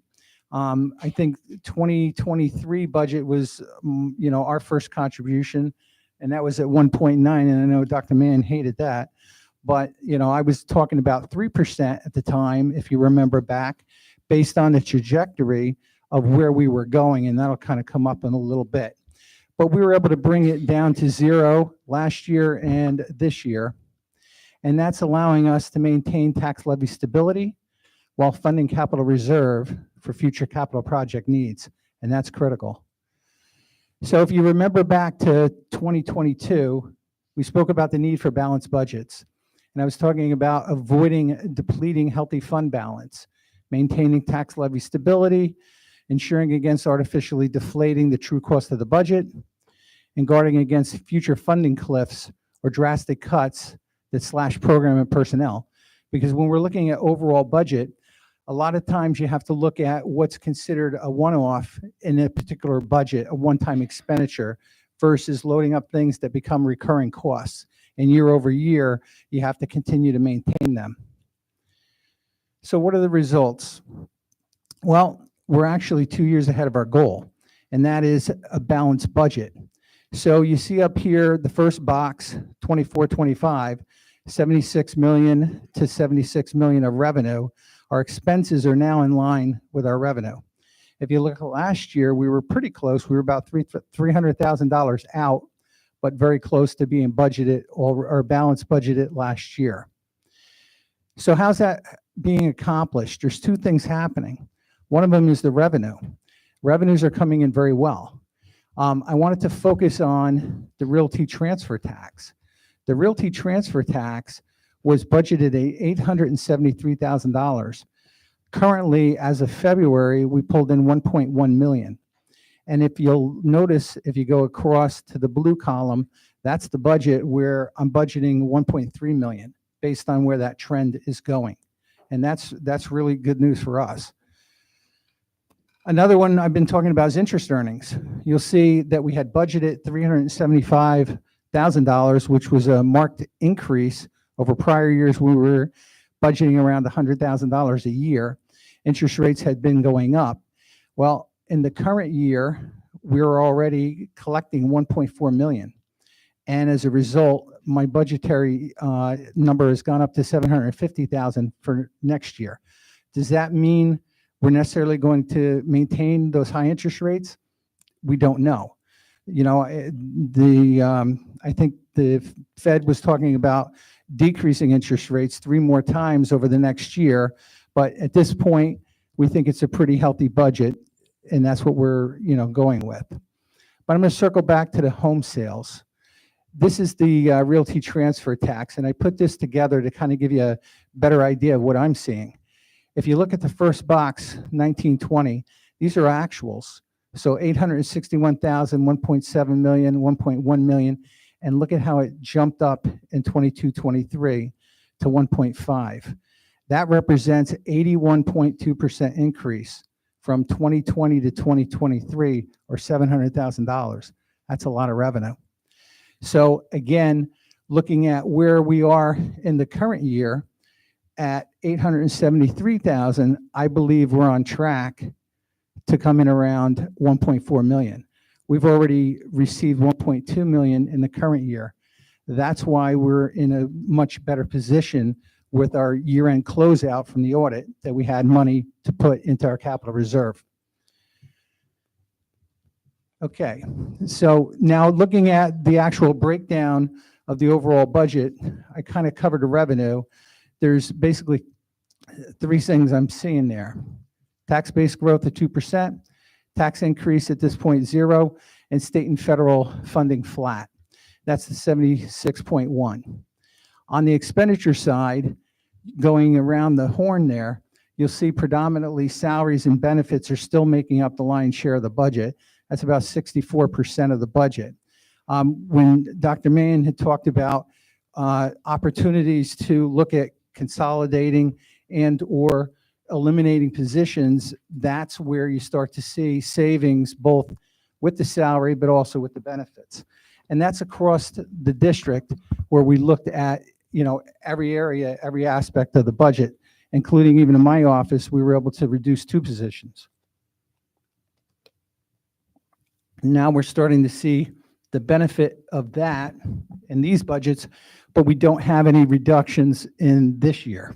Because a lot of times, when you start to look at efficiencies, once you've experienced it, now you're kind of at a new base level. So then rounding that off, debt service 10%. The debt services are principal and interest, government obligation bonds and notes, about 7.4 mil. Operations, central office, transportation, building and grounds, even our services like legal, audit, all of that's lumped in there, 7.5 million. It's another 10%. Other education includes the building budgets, our partnerships with the IU 21, L-Tri-C, LCTI, those all round out about 5.5, technology 1.2, curriculum 0.5, and special ed, that's excluding salaries and benefits, 3 million, and then fund transfer to capital reserve, 1.4. So the highlights there, charter school, 2.7 million actually came down from the high of 3 million during COVID. Healthcare costs increased 5%, but that's against an 8% trend. So we were able to utilize the reserve fund balance in the consortium that we belong to bring that into a budgetary 5 this year. That's important because, again, one of the reasons why we hold money in reserve in case we have a shock loss year and trying to control prescription, for instance, is really, really becoming problematic. So that's pretty much how they line up. Moving on. So let's talk about what are we doing as far as investments? Where are we spending money? Well, we have about $1.2 million of investment in technology infrastructure over the past 18 months. This is huge. That includes the virtual server environment, 37,000, network switches, 432,000, that's 58 devices, and access points throughout the building so that our internet is working better for the students. That's 180,000 or 225 devices. Camera system upgrades, $65,000. And that's one area where Chris and his team have worked with the maintenance team and Michael Rohrbach to make sure that not only do we have the cameras, but are they up and are they operational? And are they tied in correctly to our units, even out at the stadium? New student information system, that's a big project going on currently. That's about $100,000, and that's going to increase communications across all users, parents, students, teachers, and administrators. eFax. Now, I put this number up here for a reason. It's only $1,000. $1,000 is important, but what's really more important is what it's accomplishing, and that is making faxing more secure. So that's part of our technology security initiative, and also it creates less waste. Upgrading copiers and improved service agreements we've already talked about, and Microsoft School Agreement, 16,000. So I'd like to thank the technology department for all of their work in connection with curriculum and the superintendent and the assistant superintendent to make sure that these things are happening. And Chris works very closely with my office on a lot of initiatives, and couldn't say enough good. So let's talk about curriculum. Well, we have $851,000 of investments, and these have already happened and are continuing to happen by maximizing grants and available donations. And two of the people that are strategic to the whole grant process is our assistant superintendent, Karen Trinkle, and my assistant, who is here tonight. And I would like to say shout out to Shannon Williams, because a lot of the work that goes into the budget starts with Shannon. So thank you very much for that. But they strategically work to ensure that she is planning it and she is making sure that we are spending it according to the way the grant is written. And that way we utilize our grant dollars to allow us to save more of our general fund budget into the other parts of the operation that we run. So here I'm just going to give you a little quick list. You know, foundations, geodes, 103,000. We talked a lot about wit and wisdom. That's a $315,000 commitment. and that includes 280,000 from the SRARP grant. So you can see how we're really utilizing the grant monies to offset the costs. Envision Mathematics, 124,000. That's a 2-year renewal, K through 6. Study Sync, 7 through 12. In our English Language Arts program, 176. That program was revamped in 18 months. And, Dr. Solomento, has been up here a lot talking about that. Her and Dr. Trinkle, as well as the principals, have really made that work. And we appreciate that, as well as our staff. Spanish immersion, Title I math, and it goes on, even professional development, 74,000.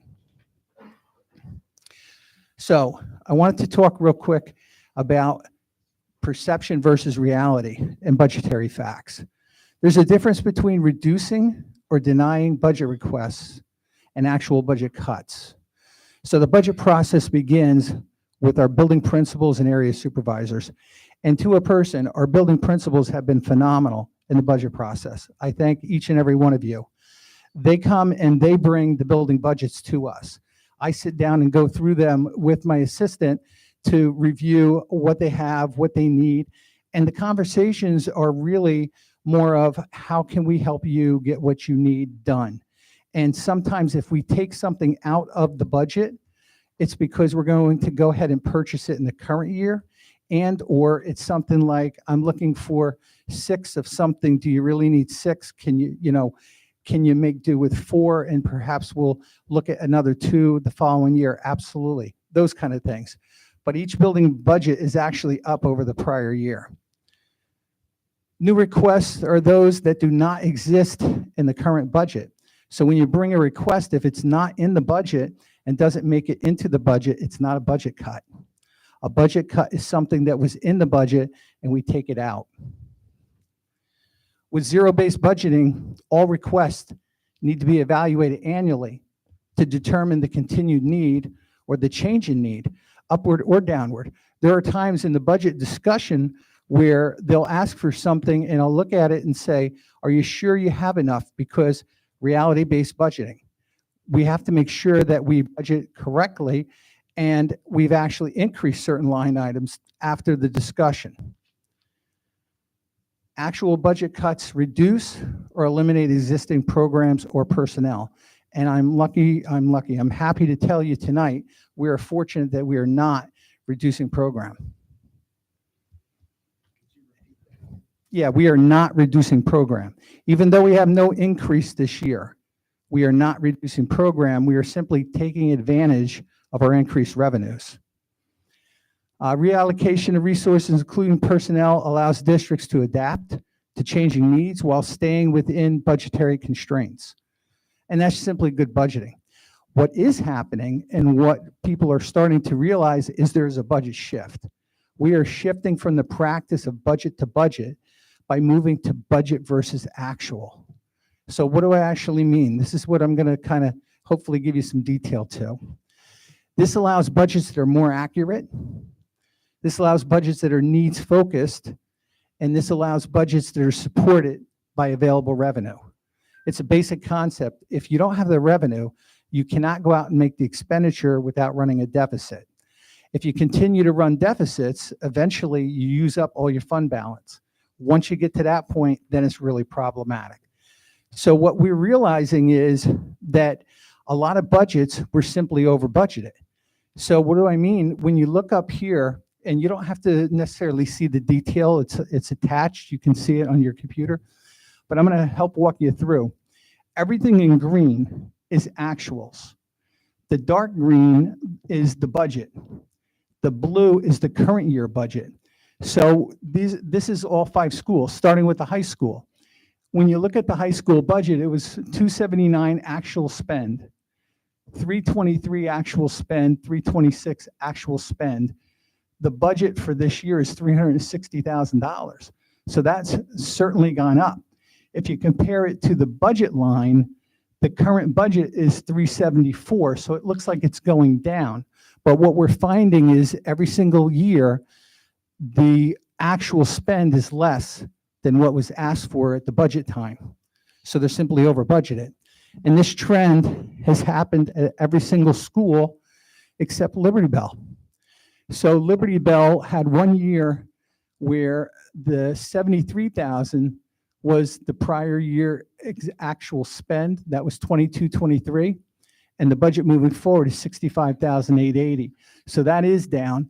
However, in that particular year, there was a new grade level that was introduced, and there was a whole nother setup of classroom furniture that was required.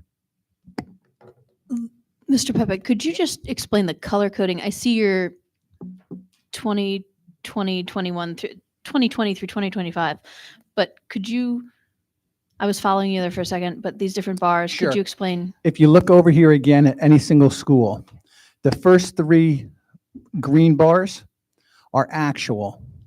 And of course, the very first one is a little shaded differently because that was a COVID year. And Thank you. yeah, Okay. and I did that on purpose because they were all a little less, because during COVID, there were a lot of supplies we didn't need because we weren't meeting in person. So that's why they're kind of fuzzy there. But the next 2 years are solid actual spends in years in which it was a normal year. The blue column is the current year budget for each one of those buildings. So for instance, if you look at the high school, the budget in the current year was $374,000 against actual spends of 326, and the year before that, 323. So when you look at what's actually budgeted, it's 360,000. It's up significantly over the actual spend. Okay? Thank you.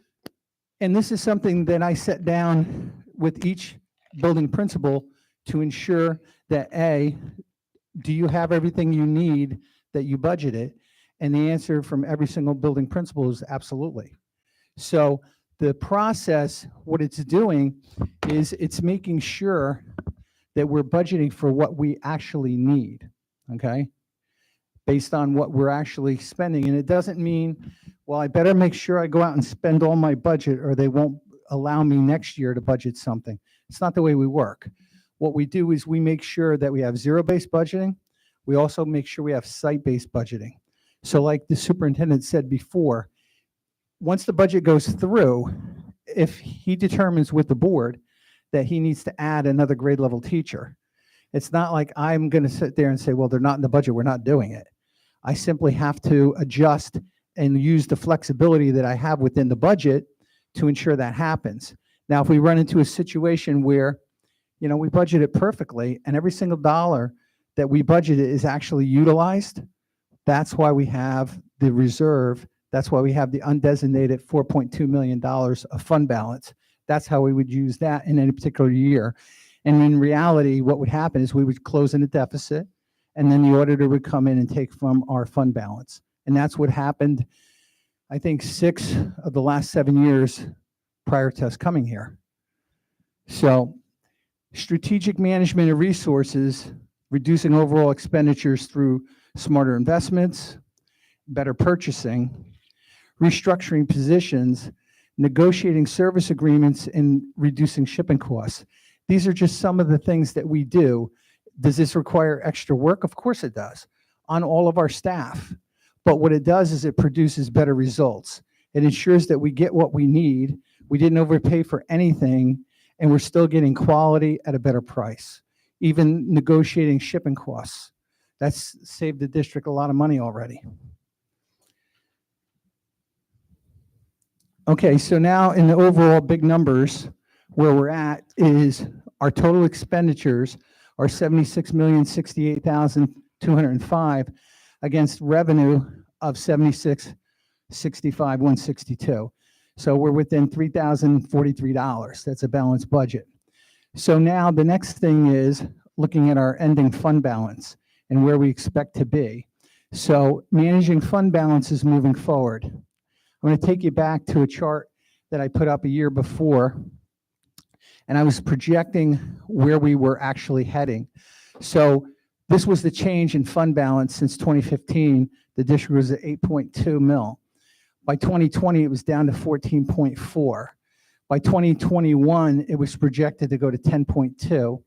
And by 2022, we were projected to go down to 8.7. Now, we reversed that trend and actually closed 2021 out at 14.8. By 2022, we were able to get that back up to 17 million, which was close to where it had been in 2015, but we're still about 1.2 million short. I'm very happy to tell you, as the auditor projected or presented, as of the close of the last audit, he brought us to 26.3 million in his audit, but it's not necessarily accurate because there's a big number up here that has to be subtracted. And the first number is the non-spendable prepaid expenditure debt service. That was simply a timing issue where the principal and interest payments that were due July 1st were paid, I think, the last day of June. So it cycled to where it was prepaid and therefore left balance. So we have to take that off. So that comes down to 23,966. Of that, I'm going to start with the smaller number, the 4.2 million I alluded to. That's our unassigned 6%. It's actually 5.5, but I round. So 6% of the allowable 8%. So we're allowed to hold 5.6 million in unreserved, undesignated, unassigned, and yet we have it at 4.2, which we're comfortable. And again, superintendent and I have had that conversation. We've talked with the auditor. We feel very good where we're at with that. Our assigned fund balance, 19.7 million. I broke that down for you. I'll start with the PSERS increase and the health insurance increase. That's 1.5 in each bucket. That had been a lot larger, but a couple of years back, when I first came in, I started looking at the fund balances, and I said, I think we're a little over-reserved in these areas. We really don't need to have that much there. So I reduced them to 1.5 each so I could put more money into the capital construction. The other one that's highlighted is 1.9 million, and I highlighted that for a reason, is again, this is money that we have, but we do not have it to utilize. This is restricted. This is money for OPEB, which is other post-employment benefits, and the auditor actually booked this from a trust fund into the general fund. And by moving it from a trust fund to the general fund, it inflated our actual closeout of how much fund balance we have. That's why that's kind of highlighted there, okay? So that's another $2 million. But the good news is we're now better positioned to meet facility needs and future projects without over-reliance on bonding for capital needs. Does this mean we won't have to bond if we want to build something big? We're still going to have to bond, but what we're doing now is utilizing our available capital reserve for the projects that have already identified in the long-range facility plan that is still a work in progress. But the first step was to identify the level 1 and level 2 items, and that was 13.4 million. And I'm going to go through these quick because I probably talked about them 20 times already. So that's the chiller replacement, the mechanical upgrades, phase 2 at the high school, sidewalk replacement at the high school, and 2.1 roof, and that's also in progress. That's over at Liberty Bell. So that also leaves the next round of the development of the long-range facility plan, and that would be what any other projects to be determined. I don't have a dollar figure on that. So that pretty much concludes the presentation, and I'll certainly take any questions you have. I think it might be helpful just to quickly review assigned versus unassigned, just to, for everyone's clarity, because they're big numbers. And when you look at the total fund balance of being $26 million minus, a couple of those items, it would be helpful just to clarify that one more time. It's a good question.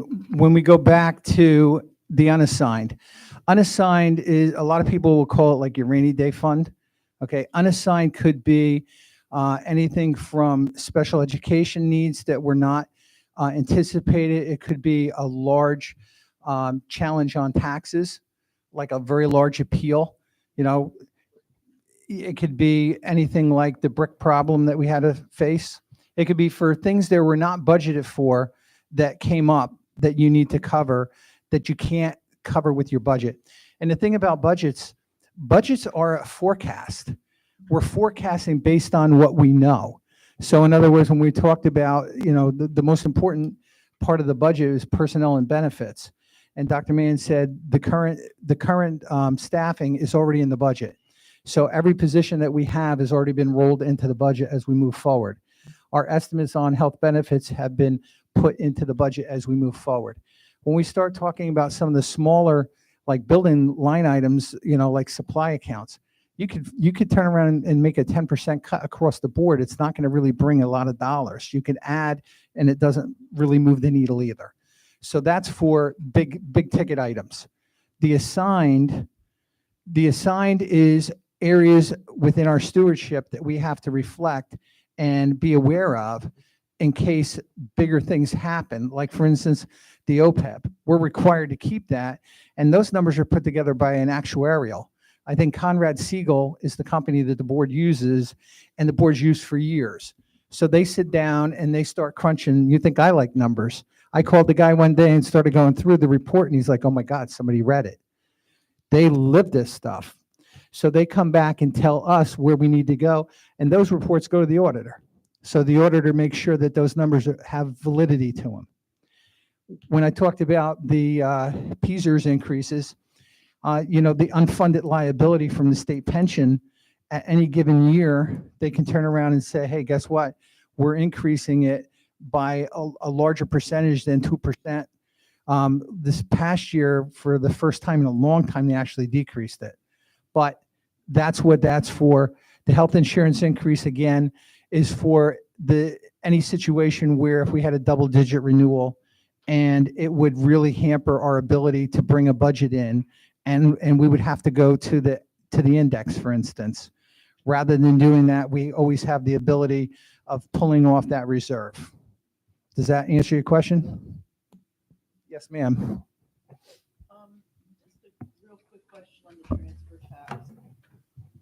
A question on the transfer tax. Do you know the percentage of that tax that is new housing starts versus transfers or No. sale of existing homes? No, I do not. But what I do know is we have been adding properties to the ratables. I actually looked at that. Let's see if I can find this. There's a lot of existing homes that sold. It's not necessarily all new housing, but I don't get the breakdown. What I look at is, I looked at the actual ratables. So in 2023, we had 9,627 taxpayers representing 2,910,053 million. And as of this year, the parcels went up 103. So there was 9,730 parcels. So it was, the increase is both the actual values have gone up, but also there's more parcels. So we have more taxpayers. And that's in general. When your question about the sales, I don't have the data, but when you looked at the interest rates, prior to the interest rates going up, people were feverishly trying to sell and buy houses. Now, will that start to slow down? It could. I don't know. And again, that's a good point for this conversation, because let's say I'm wrong and I budgeted a little much based on the trend because I got a little excited. Well, if all of a sudden I budgeted 1.7 million or 1.3 million and it doesn't materialize, then rather than, we could potentially finish out with a deficit again. And if we did, the auditor would simply come in and reevaluate the fund balances and say, guess what? This year you're not going up, you're going down, because they needed to use it to cover that potential deficit. Is that helpful? Thanks. One of the key takeaways I'm getting from this presentation is budget versus actual instead of budget versus budget. Typically, in this sort of institution, it's budget versus budget. I think at LCTI, we've been having some changes in our budgeting there to reflect more budget versus actual. And I think that's important from a continuous improvement standpoint, because you're basing your numbers on actual spends so that you can figure out where you are and have a more accurate budget and more and plan better for some of these other projects and programs that have to happen, like $14 million of HVAC and other improvements, and then other sorts of improvements that are probably going to happen in the near future here, whether it be arts or other. So thank you for that effort and changing our tactics in budgeting. It's really a big difference, and I can't stress it enough. That's why I'm highlighting it. Thank you.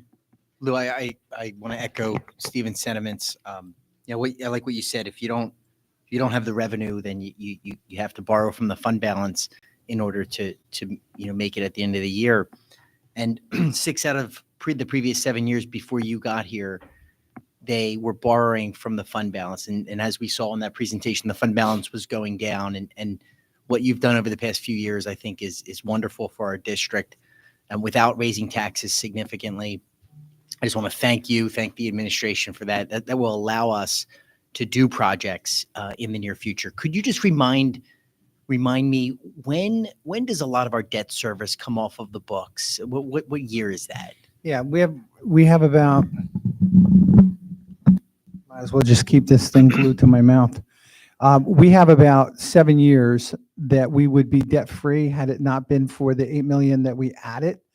The 8 million goes out, I think, to 2032, perhaps. That's what I recall. Right? 2030, But 2032. yeah, but we're going to be in very good shape as far as our regular, debt will all be surrendered up to that point. Great. Thank you very much. And just for clarification and reference, that 8 million was in part of these you've already explained, but also the stadium project. Yeah, that was the lion's share of the 8 million. I think it was about 6.2 million. Okay. That was going towards that project. The balance was to cover the brickwork that needed to be done at the intermediate school, because again, that wasn't a budget item. And the other part was whatever we could charge off to phase 1 of the HVAC work at the high school. And that one is the one we're also supporting with the grant monies. I think it's about 1.6 of the ESSER funds, right, Karen? Yeah. So, and that was like about a $2.1 million project. And just before you, the only thing I want to say is that thanks for mentioning that HVAC, because I see phase 2 of mechanical upgrades for 7.6 million here. And just so that we're all clear, when we see the high school auditorium, that's HVAC only, right? Correct. Okay, great. Yes. And that was also replacement of unit ventilators throughout the school. And that was also to address areas like this one that's like either sub-zero sometimes, or it runs hot because they're not regulating properly anymore. And the other point I would like to make is that, and that should make us all smile just a bit, is that we normally would not be increasing fund balance at a time we would be taking out additional debt. But as it happens, the interest rates we're earning on the added fund balance is greater than the interest we're paying on the $8 million loan. So therefore, it makes no sense for us to do anything other than the current approach, which is to grow the fund balance to earn higher rates of interest, and we are paying off on the loan or lower. So we have an arbitrage advantage in those two, which was just kind of very fortunate for us as we were putting together the financing. And again, one of the things that's important is we always have to track positive arbitrage with the IRS. And, again, strategically planning, we knew we were putting ourselves in a position with a certified bank loan that was under 10 million that is outside of the IRS arbitrage rules. So we don't have any issues, any problems, and we were certainly able to capitalize on the fact that we were able to get a much higher interest rate and move money over But at this point, that's already done because the money's already been spent out on the projects. Just to be clear, we did not borrow the money to invest it at a higher rate. We borrowed the money to spend it on the project, and the money that we are invested, just so we are spending the money that we borrowed for the projects that we identified it for, which is we are not arbitraging the loan. We are simply gaining an arbitrage advantage from that investment. Correct. That's correct. And that's really part of our cash management plan. And that was strategically closing a lot of accounts that we had at multiple banks and consolidating our investments with one bank to get a much better interest rate. And also, I'll give a shout out to PISLAF, because through the Pennsylvania State Liquid Asset Fund, I was able to invest money there. We also utilized Pliget and get better interest rates before interest rates started going up. So it was just all good timing, and fortunately for us to get a lot of the fund balance together that way. You know, it was good timing, but I really do want to give you credit for putting in some hard work, because I recall, you know, we had conversations about, you know, do we take a bond, or do we do the bank note? And, you know, we had, I think our financial advisors came in and gave presentations, and I think the bank even was able to hold and freeze that for a period of time to allow us to make those decisions. So it just really very good financial decisions for the benefit, you know, of the district, and this, you know, the numbers show that, and that's just a great example of that. Thank you. Any other questions? If not, I'm going to conclude so we can move on. Any other question? I do have one question.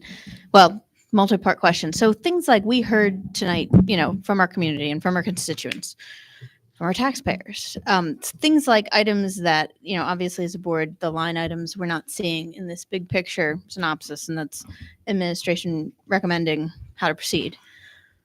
But things we heard about like dry cleaning or additional musical instruments or additional performance or musical opportunities, class dues and club fees, for things like that, as previously discussed, and STEAM opportunities as well. So we have this surplus due to great financial management and investment, not arbitrage. Plug that in there again. But so how can we, as a board, you know, how can we see how those things are going to be perhaps planning? And I appreciate what you said about building a budget from the bottom up. So just because, you know, we needed 12 crayons last year doesn't necessarily mean we need the same 12 crayons this year, because we might not be doing that project again, our project.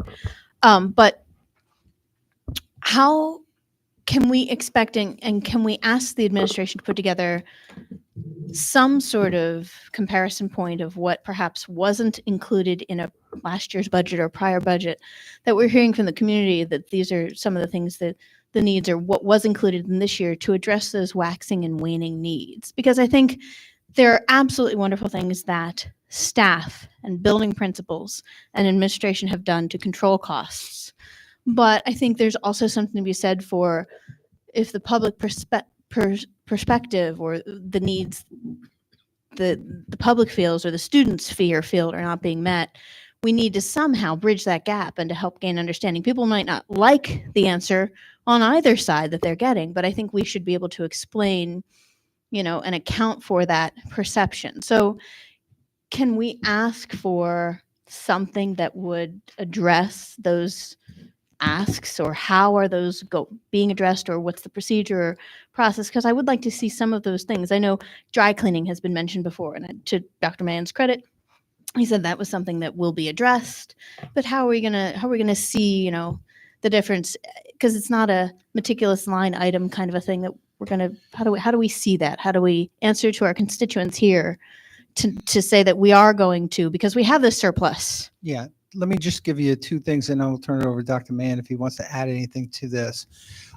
First of all, again, looking at budget to actuals, I did a comparative look back to the data I had. And again, you know, I think the first budget I came into was the 22-23 budget. And I was able to look back to 2021, and I think we had $8,544 that was supported through the district's budget for theater. In the current year, it's 10,000. So I think that's about 17% increase, but that was a COVID year. So when I look at the other 2 years, they were running 11,000 in 22. They were running, it looks like about 10,000 in 23. So they're pretty stable. Now, had they been funded beyond that earlier, that I do not know. We'd have to research that. And also the high school building principal came on new as well. So I think a lot of that history might have been lost. But what I believe has happened is a lot of those expenditures that have been in the budget as zeros over the last couple of years had been moved off to the student activity funds and the support groups. So they were covering those type of items. But it certainly wasn't, like we weren't even aware of the dry cleaning thing that we turn around and say, well, we're not going to dry clean those. It's certainly something that we can do. The student fees, that goes back about 28 years. I did research that, and it was a class due, and it's been every single year and since over the last 28 years. So, over almost 3 decades. And the monies that were put forward were to cover caps and gowns. They were to cover the diplomas and the diploma covers. Okay. And I checked with the high school, and Lynn was great. Lynn's kind of like the historian there. And she gave me the background on that. So certainly there hasn't been any change. And whenever there was a situation like with any of the student activity things, we make sure that everybody's able to participate. And, the high school will utilize their discretion to assist whenever it's needed, if that makes any sense to you. And I will add this. First, there are one-off items that when were called to our attention, we fixed them. The perfect example is that of the dry cleaning, where we just weren't aware of it. And we had one group that was getting their stuff dry cleaned, another one wasn't. That's obviously inequitable. We fixed it like this, and it wasn't even a budget issue. It was just a matter of fixing something that was broken. Right. With respect to the play and music and arts in the district, what I can tell you is that we are committed to having great plays and supporting great plays. Like, we want great plays. We are not, no board member is saying administration is on commission for whatever we can cut for the plays, right? And when we look at our budget and we have an interactive process with the individual, we believe the plays are funded appropriately. And to the extent it's not, just like with the dry cleaning, we will fix it. Now, there is certainly, and we very much respect, a public discussion as to what is putting forth. I think that public discussion does not capture fully the work that has been done by the district to support the plays. And we are happy to and again, it's not good for us to go back and forth on this number or that number with groups of people, but to the extent that we can be helpful to the board to understand any aspect of this budget, there is no limit to the time we are prepared to spend going over the details of what we've been doing with individual board members. And that is up. And when we look at the budget for the play, if I were left on my own to try to we would have one budget for the play that would come through the district office, and we would bring in to the general fund all the ticket revenue, which is substantial, and all this, and then we would write single expenses out, and we would manage it this way. All right. There's a long history here of the budget for the play being broken down in multiple accounts. And so when we look at, for example, a comparison to another school district, right, that element of the budget may be greater than the elements of the budget compared to in Southern Lehigh, but not factored in would be, for example, $30,000 of revenue in ticket sales from the play. And so we have all this information. I think we can make a case. Now, to the extent that we are failing in some respect, we would intend to meet and discuss it. To the extent there's a position that's not available, we meet with the individuals before we develop the budget and before the play to try to work through this. And so some level of communication has to take place, and an increase in communication between those in administration and those who are running the play needs to occur for sure, right? There is a very significant word of caution I would offer, generally speaking, to the board, and that is If a single group comes up and has interaction that involves their budget up or down, right?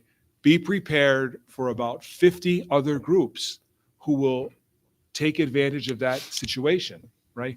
From the science department to the sporting team to the math department to the supplies in the HR office, right? For, to use an absurd example, right? Because we cut are those. committed to making sure that our needs are met. If you see these spending, we actually are increasing our spending in here.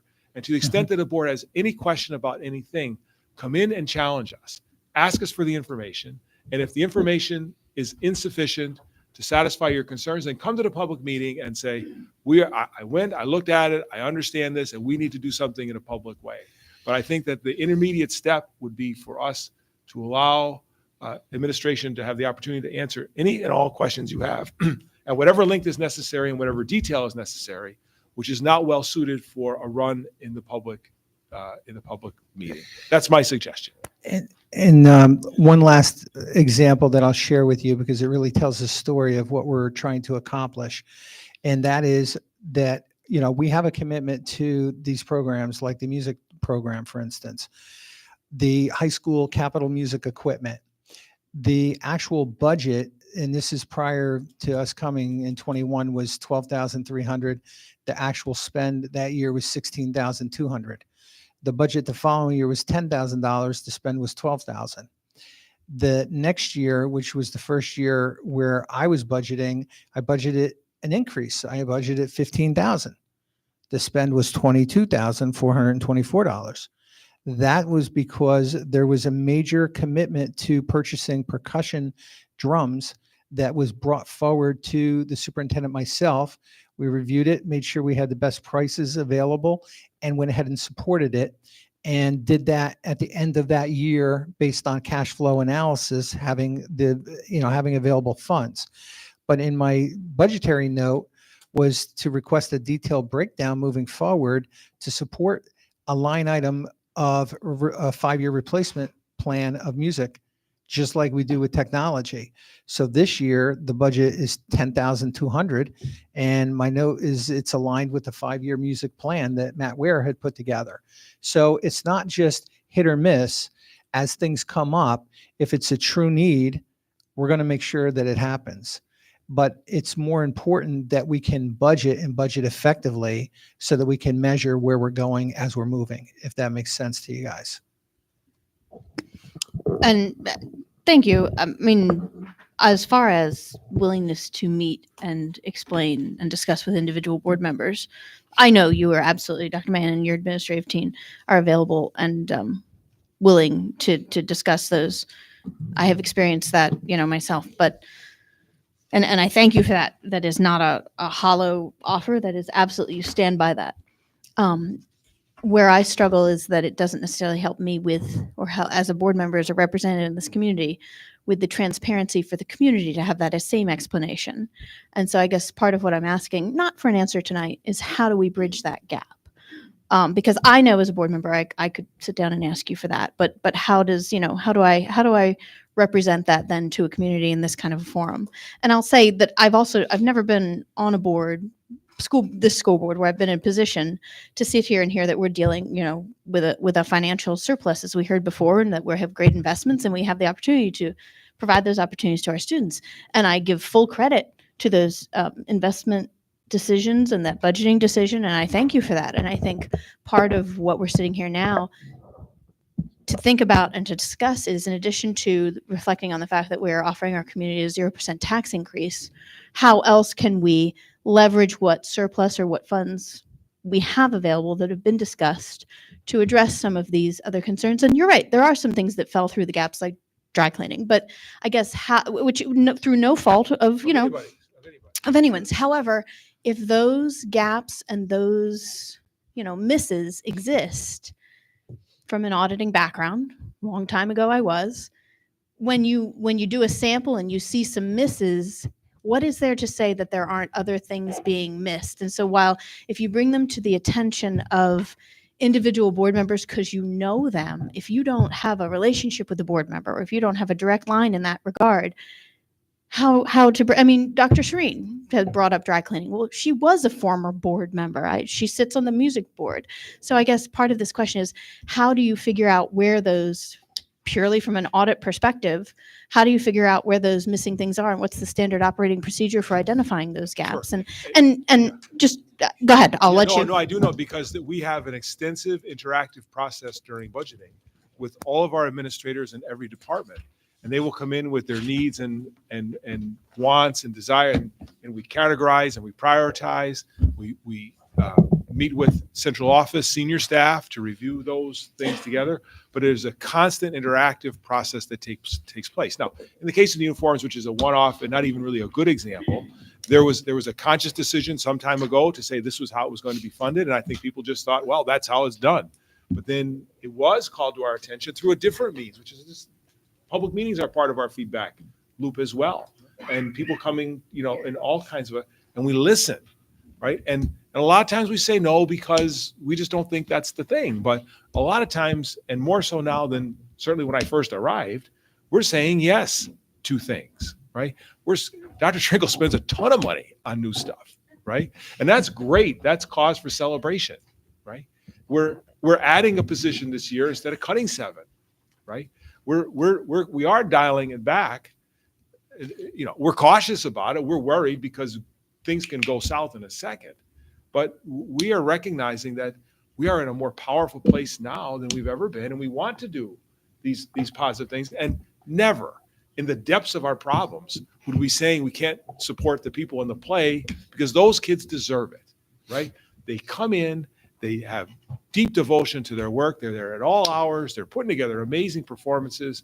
So, we have zero interest in not giving them the resources they need. But we also want to do it in a way that makes good sense. And I think some of the individual conversations that we may have might lay to rest some of the concerns that board members may have. And to the extent it doesn't, we'll talk about how we communicate that going forth. But there is an intermediate step along the way. And again, if it's insufficient and if it doesn't empower board members, because that's what it's about, empowering board members to be great representatives of their community. And if that information does not do so, then we'll work hard to improve and do whatever it is we need to do to make sure that we send the right message to the community, is that we are supporting our kids in the play and all the other endeavors that they undertake. Thank you for that, and I'll schedule a meeting to follow up on that personally. I appreciate that opportunity, and I'll do my best to communicate it. Noon, night, you name it, we are here to do it. So we want to recognize that you don't run on our schedule, we run on yours. These are important conversations. We'll make them happen. Yeah. I had one other general comment, which was under additional projects, the other projects TBD.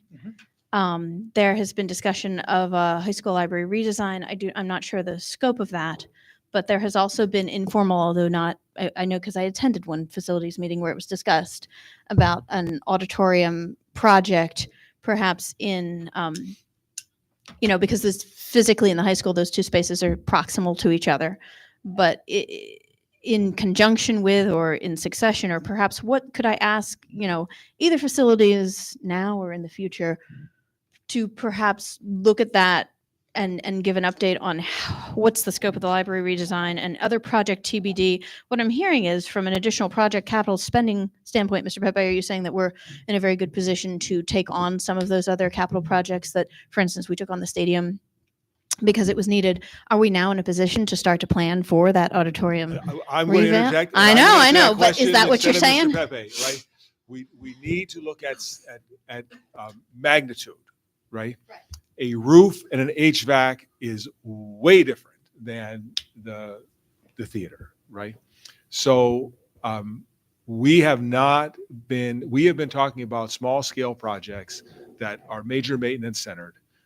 The theater is a completely separate conversation, independent of what it is we're talking about here. So if the board, and it is the board, right? If the board wishes to engage in that conversation, the financing and that project itself is external to these discussions, because we'll be talking about bonds and recurring debt payments and utilization of tax dollars to increase the base to meet those payments. So that is a totally separate subject, given its scale, than what it is we're talking about here. We're not saying we wouldn't be very happy to engage in that conversation, but it cannot be folded into our major maintenance projects that we're looking at here. Even the stadium, right? Yeah, Bordered on basically- that level, but that is probably a tenth of the potential magnitude of a larger project, if I'm understanding it as I recall it from when we were looking at this some years ago. Yeah, basically the fund balance that we have currently amassed into the capital reserve would cover the level 1 and 2. There we are. So anything beyond Level 1 that- and 2 of level 1 and 2 priority needs. Because remember, it went back to the KCBA study. We started going through that, and EI went through it as the architect of the record to determine what they felt were level 1, level 2, health and safety, building envelope needs. That's where we're at. Okay, so we're still So- working off the level 1 and Right, 2 of the right. KCBA So- report. So to the superintendent's comments, anything beyond that, if the board chose to do, would probably be a bonded project. Okay? Yeah, as an example, there is HVAC in these facilities that's from 1990. Okay, the typical life of these mechanisms is 20, 25 years as a recommended life. We are at 1990. It's much longer than that. So these are some urgent things that we've got to get done, and that's what we've been focusing on, to the tune of $10 to $15 million worth of stuff, right? Oh, And we can still do fun things like build a stadium. We want to redo the library and reimagine it. Like that's a fine, right? You're talking $500 million there, right? And that's not something we're going to, we need to vet it through and be thorough about it and do it the right way. But that's not going to be a worry at all for us. But a large project would be something that, again, it's a separate discussion. Yeah, do and- you and- think we could do a facelift for that auditorium space? Because what I've heard some constituents say is that that there was a project, Performing Arts Center, and if I recall, the budget for that whole project was $67 million. That was something that it was recognized that was impossible. That would have been a terrible financial decision. And I That think added classroom spaces as well. think- 10 classroom spaces. That Yeah, wasn't, and no, Liberty no, Bell. no, That no. was Well, that added classroom, just to clarify. They cut that I'm just saying added, it was a huge. But we're it talking was about the large, magnitude but it of added classroom project. spaces at the high school and at Liberty Bell, If I that recall, project, the yeah. Performing Arts Center aspect of it was about 26 million, if I recall. And that So I'm project just- added just about thinking 10 about classrooms included in that. But what about in the current space, doing a pretty significant, facelift to that current space and increasing the technology and improving the lighting and improving the color and that I'm sure that is something that we could probably strongly consider in the next few years. So I'm going to speak on behalf of, it's on. So as part of the facilities, one of the things that we're looking at tackling is going through, since the library was talked about in depth for a little while, is carrying on and looking forth on proceeding on that. Once that is in motion, it opens up the door and avenue for possibly repurposing spaces. And I'm going to leave that as vague now because I don't want to say any kind of specifics here, there, or anywhere. But we talked in general about potentially what does that facility in the library look like from a standpoint of this room. You could potentially repurpose this whole space, this whole wing, move it over to there, and now you open up the door for, like you're saying, Mr. Wayak, on Dr. Wayak, repurposing this wing potentially for that like space difference and refacing without expanding building footprint. Something talking about, not something we're outside the box stuff that we have to think about. Yeah, we started discussing these things in the facility meeting to back up Mr. Boyer there. But, I'll go back to what I said in one of the other meetings is there are two different elements, I think, to the theater aspect of this. And that is some short-term, non-budgeted things that need to be, let's say, maintained, improved, et cetera. And then there are the capital projects. So I just want to make that clear once again. There are two different elements to this, and I think we need to look at both of them and evaluate accordingly. I think that's all I have to say about it, but we have to just be mindful of those two different, order of magnitude, as you said, issues with that space.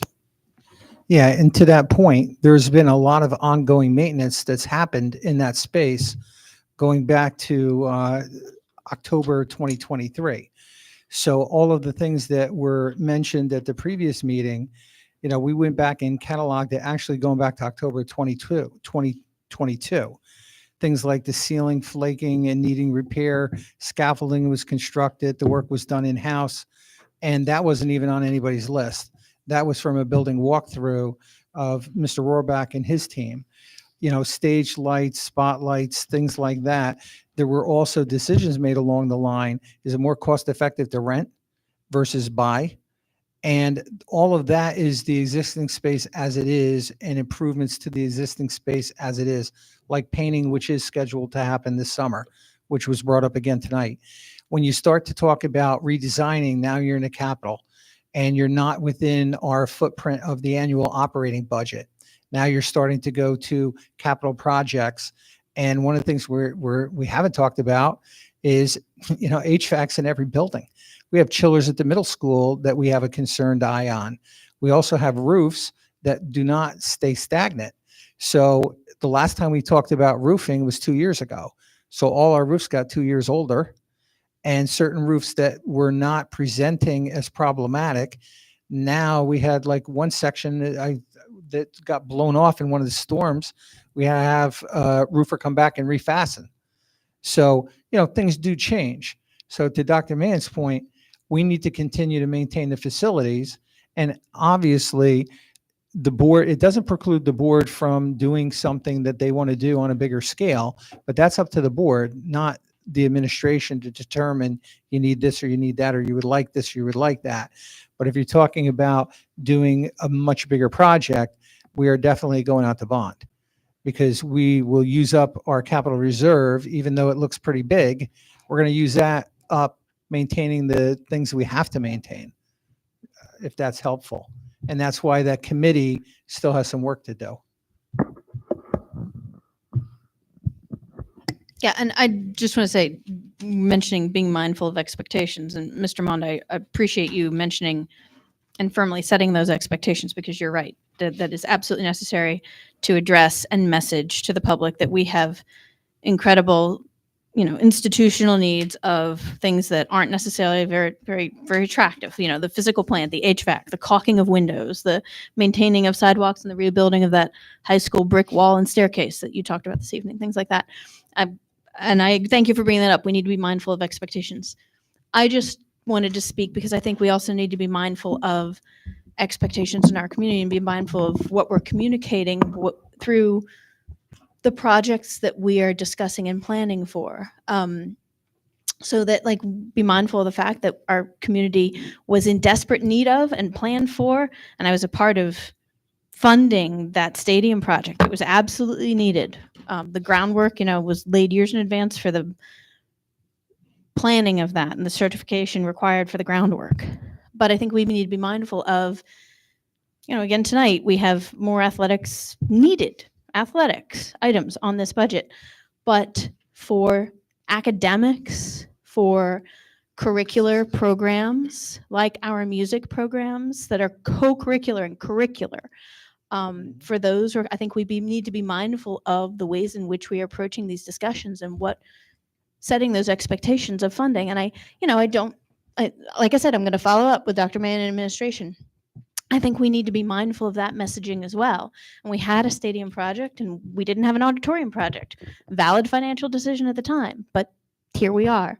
I want to be mindful of that as well. And I personally, as a board member, I'd like to see some in this upcoming budget. I'd also like to see, we have other academic needs. Academic clubs were previously mentioned. And I think what Mr. Pepe did a great job of delineating with his faded column for the COVID year is, I think, part of what we're facing right now is also, not only has there been a transition between pre and post COVID and the need to make up for all of that academically, but there's also a transition between a prior administration to a completely new administration. A bunch of staffing has been, completely revamped, and we have folks who before and after don't have a reference point. And I think some of this that we're seeing through theater and through music and through academic clubs that existed and were funded pre-COVID COVID put a kibosh on a lot of those. You couldn't blow in a brass instrument inside. My kid had a nylon over the end of his, that was a great picture, by the way, you know, a pair of pantyhose over the end. And a lot of these programs, I see people laughing. Remember that? I see people laughing like we forgot about that. So I think a lot of those things were cut pre-COVID and through no fault of the people sitting in these rooms and at these tables making these decisions now. Academic clubs, we didn't have kids in buildings, so we didn't have need for the after school math, et cetera, et cetera. The governor, hey man, governor is as governor does, and let's not go backwards. Chris, let's go forwards. Chris, if you want to go back there on our own time, we can, but I'm not going to do that in a public setting. So, but what I'm, Mary Joy, please, just, I'm going to finish up here, but I think between the past and the present, a lot of what we're missing is those cuts in those programs that were zeros and were cut, and math leagues and, you know, club sports and after school opportunities and music opportunities. I think a lot of that. So I think there is some gap that needs to be made up. And I look forward to having those conversations both in an administrative level on a one-on-one basis as a board member and in the community. So I think that's part of our role here as board members, is to bridge that gap and make sure you're being heard. And so I look forward to that. But I appreciate you bringing that up tonight, even with your fuzzy green column, and addressing that as well. Okay. So if I can, let me just run through the rest of my agenda. It's pretty straightforward. The bills list, I really don't have anything to add tonight. Everything on there is pretty much pro forma. The only one that I saw on there that made me look a little closer was Ed Puzzle Incorporated for $10,535. But that's, again, part of the commitment on curriculum, and that's for software licenses and part of the tech for delivery of instruction.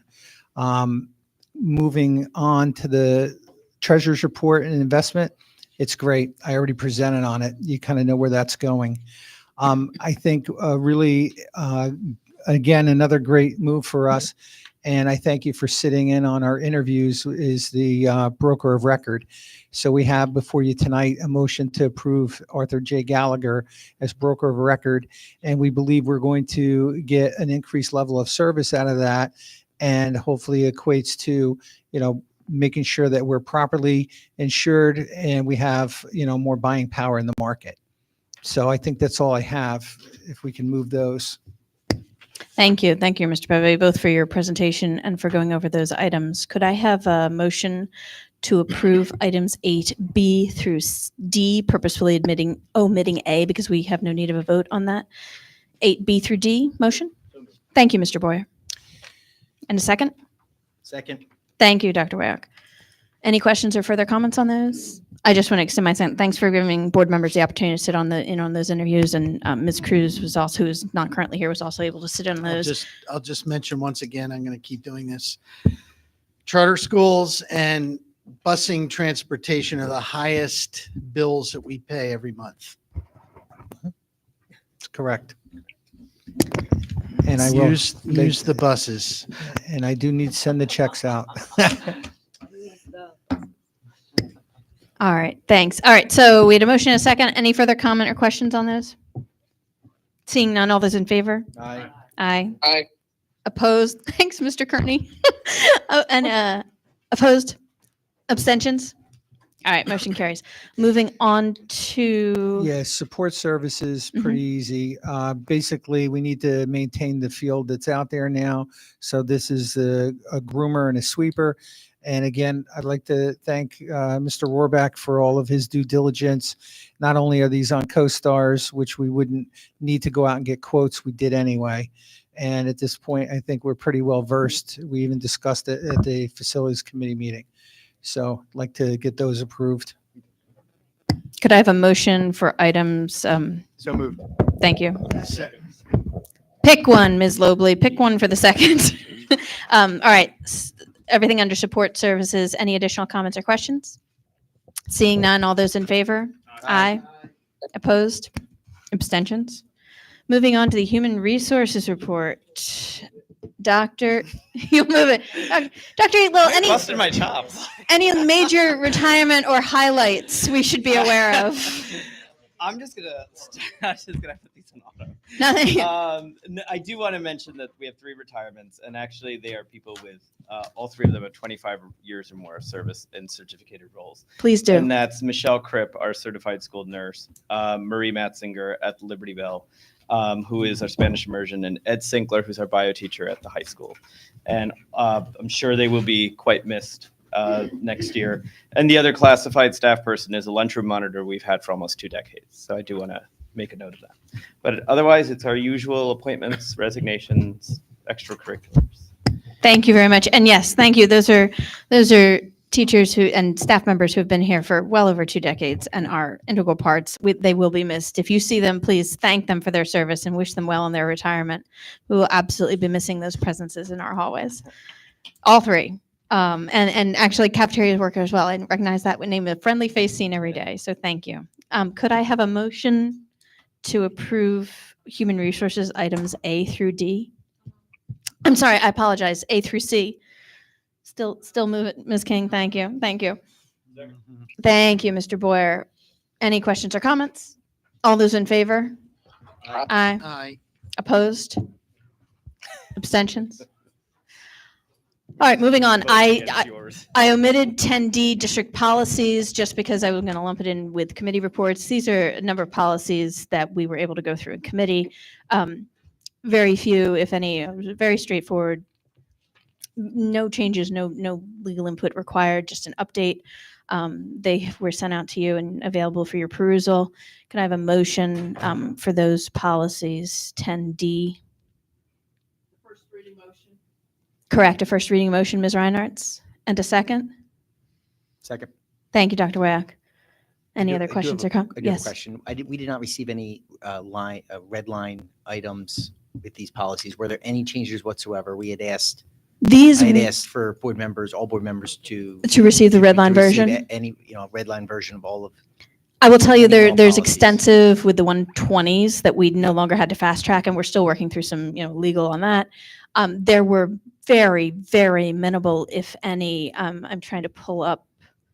I can just say These were, that I was just going to say, Dr. Little did a great job. And yeah, these policies were actually adopted last year. They say May 23rd, 2023 on them. Because we're going through a curricular review, I wanted the administration to take a look at them to see if there were any changes. So there were very minimal changes that we had to them. I get these were very straightforward. I agree. I read through all of them. In the Very future, straightforward. going forward. But in the future, could we please get the difference between the before and the after. Please get it before Friday, because I know some of these are going to be long to read. So when they're ready to be on, could you just send them our way? Yeah. I think Appreciate even that. annually, the handbooks are another one because the comparing is just very tedious. Our counselor can appreciate having compares of documents, not digitally. It's problematic or not red lines. Sure. Any other questions on those? Seeing none, all those in favor? Aye. Aye. Opposed? Abstentions? Motion carries. All right, moving on to committee reports. Policies encapsulated with those district policies. I will also speak for the IU just briefly. There is a June 18th, there's a charity golf outing to benefit the IU. If anyone would like any further information on that, please contact me. My email's on the website. Reach out. It benefits some great programs with the kids through the IU.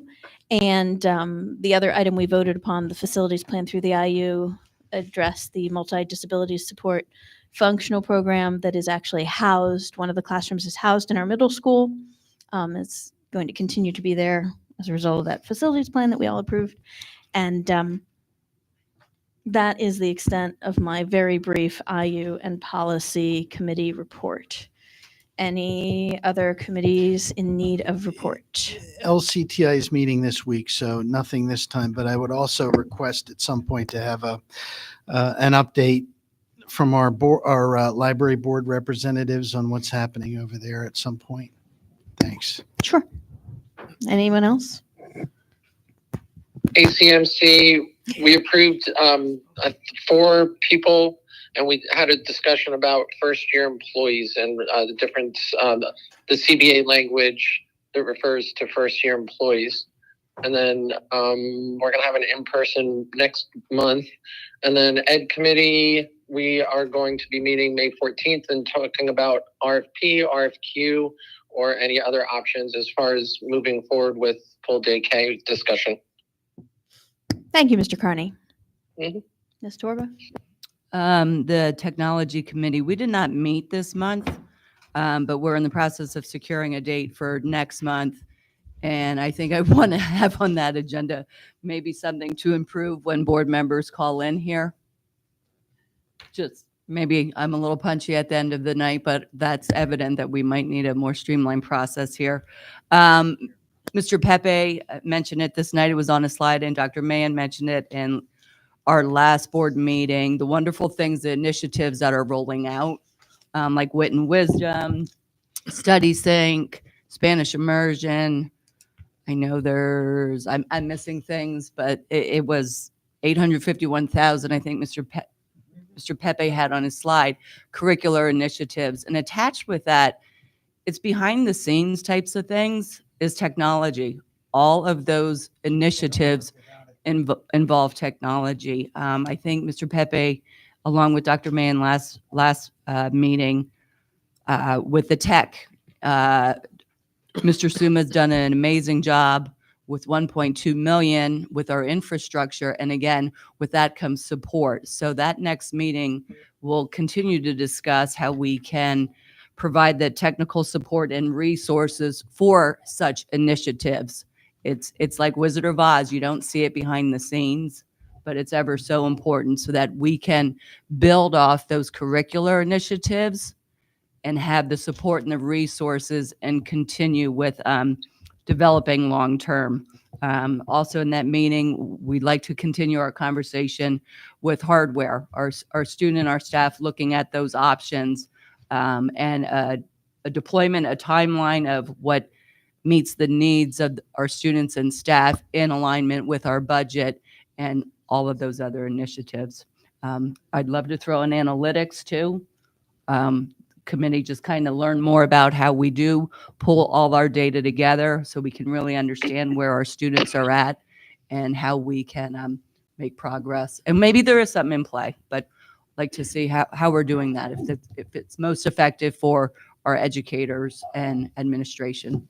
Just like with the grants, we The- put in 229,000. The mic, some grants and an E-rate, you were saying, Mr. I Pepe? said, just like with the grants, we pulled in $229,000 on E-rate towards those expenditures. And I'd like to thank Mr. Suma and his team for helping us get that. You know, it's a lot of paperwork, a lot of stuff to fill out, but it's well worth it. Good job. Yes. No, thank you. Thank you for bringing that up, Mr. Pepe. I think that concludes our committee reports. Now we have new business, school-sponsored athletic teams and clubs, specifically co-ed soccer.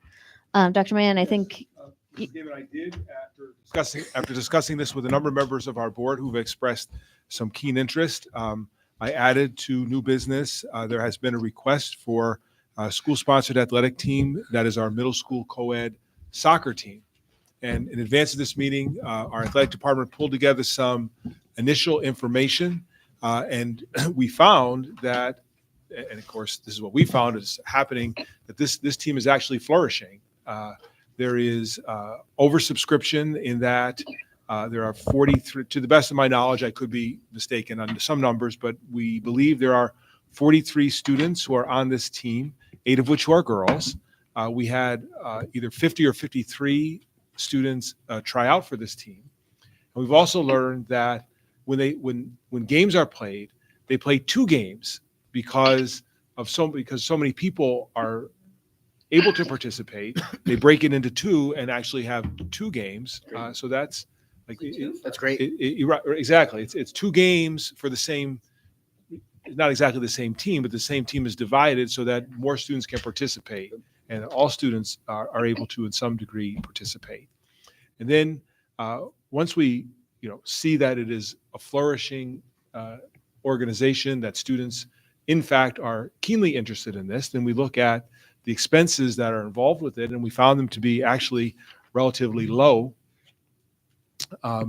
We believe that the initial startup cost and to run a year for the district to fund it is around $14,000. And then once we get past those ongoing or those initial startup costs, the ongoing cost would be in the neighborhood of $12,000. So, as we look across our district with respect to not only levels of student interest, but also the efficiency of how that student interest is met with respect to cost, we see this as an exemplary organization. And so, again, that's just review of the thing. It certainly does not weigh in as far as the board should vote one way or the other, but we see this as a very well-run and highly functioning aspect of the district. As you are aware, it is in club status at this point. And again, that's part of the conversation, I think, for tonight as to what comes next if the board has an interest in addressing it. And I would ask, in talking to Mrs. Reinhardt and having raised this in the past, not with this board, but we've talked about, even Mrs. Gamans has said about the idea of club sports and having a two-tier. We do collect a significant amount of fees from our students, from parking to athletics to graduation student participation fees. And for many, that's not all that terrible an imposition, but for some, it very much is.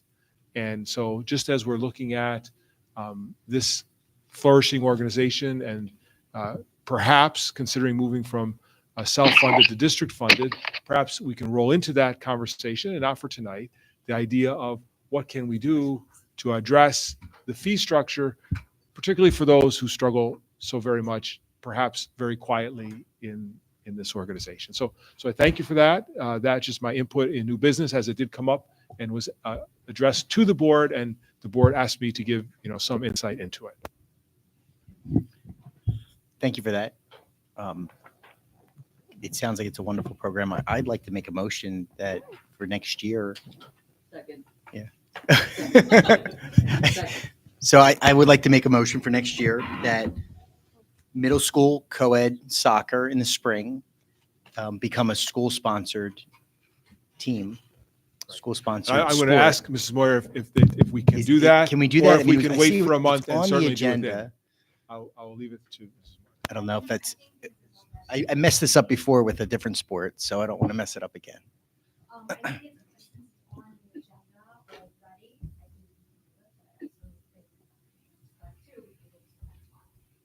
Maybe we could vote tonight, a sense of the board, and then we'll, in order to avoid any misunderstanding, we'll come back to formalize it with some numbers next month, if that makes sense. Whatever you think. I guess I'm unclear as to what the board would be voting on tonight. Could you explain that?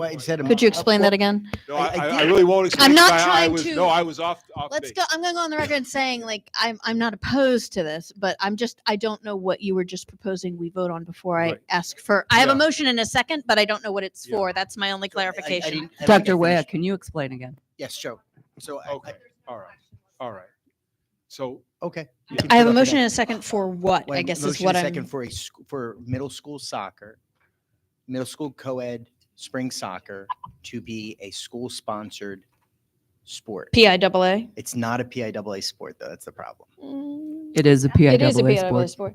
So speaking as someone whose husband refs it's those okay. games, No, I think. I get this. So if you go on the PIAA website, middle school co-ed soccer is not a sport in the spring. Soccer is not a spring sport. Soccer is a fall sport. Co-ed So- soccer night. We might have someone in the audience who I promise you, I looked at it. I might did be able speak to. I spoke. I don't to want to put Mr. anybody on Lafleur. the spot. I don't want to put anybody on the spot. Mr. Lavender, I if you might have.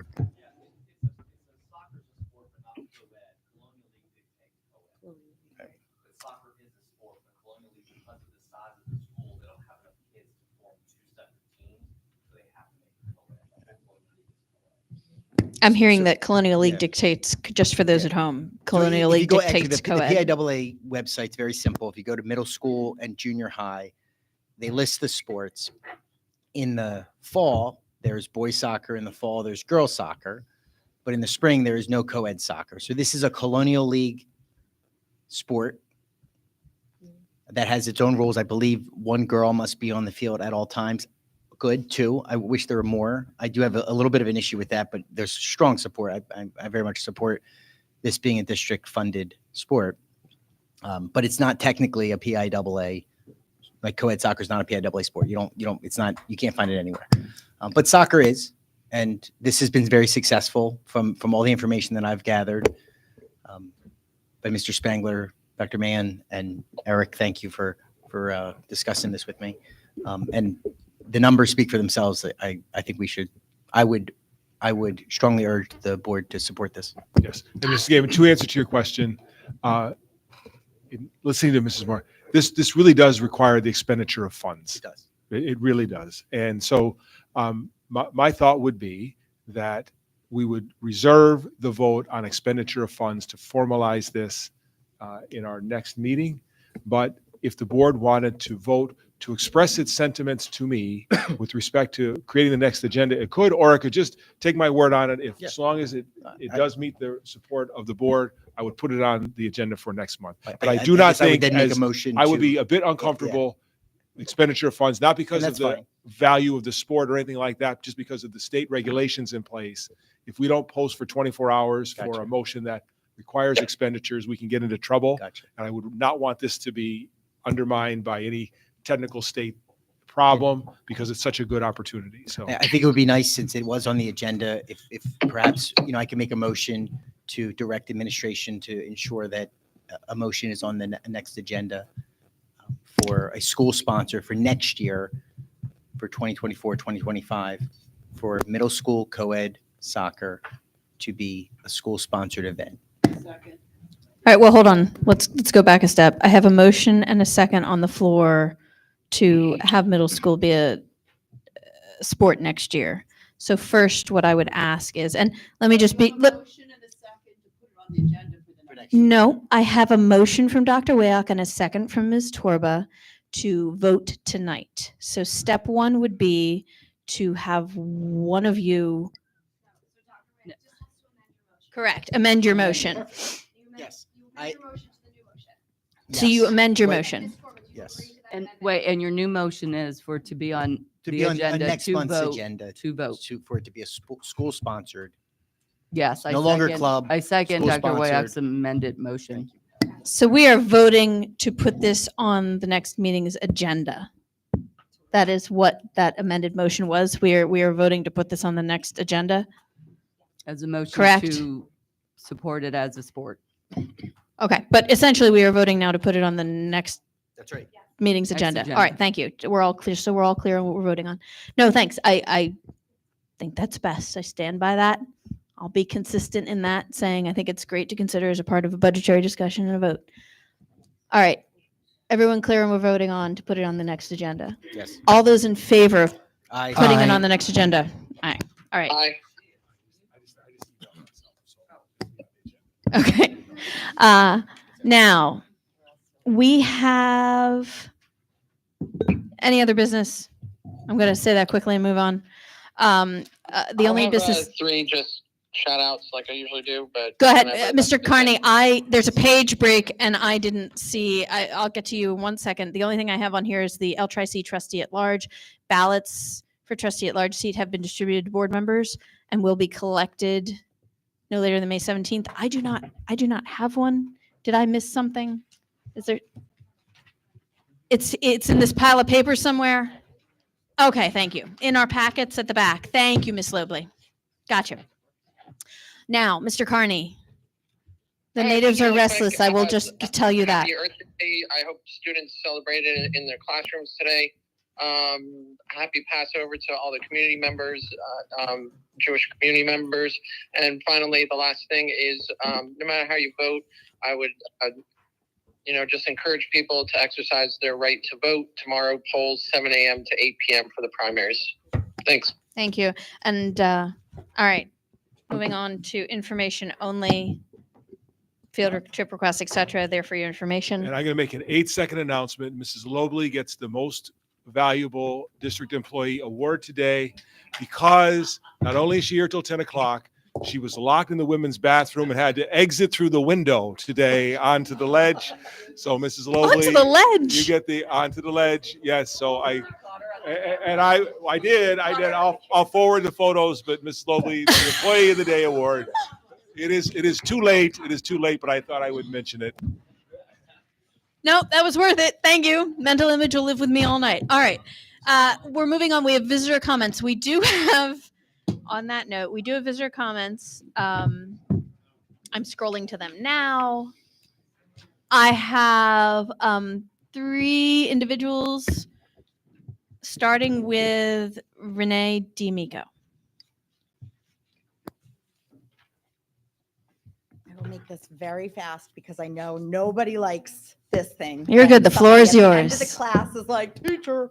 Okay, so 2 things. I was not even planning on speaking tonight, but I would be remiss if I did not share my thoughts on some of the things that have come up tonight. So first of all, my name is Renee D'Amico.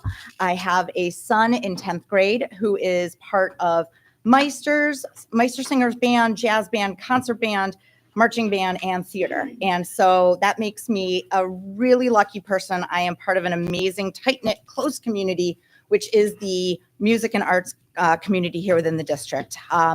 Okay, so before I get to what I'd actually written earlier, I want to, with absolute all due respect, I want to just comment on a couple of things that were brought up tonight. So number one, I want to be clear that, and I cannot speak for everyone, but I feel pretty confident in speaking for the theater parents at the very least, but certainly anyone that uses the auditorium.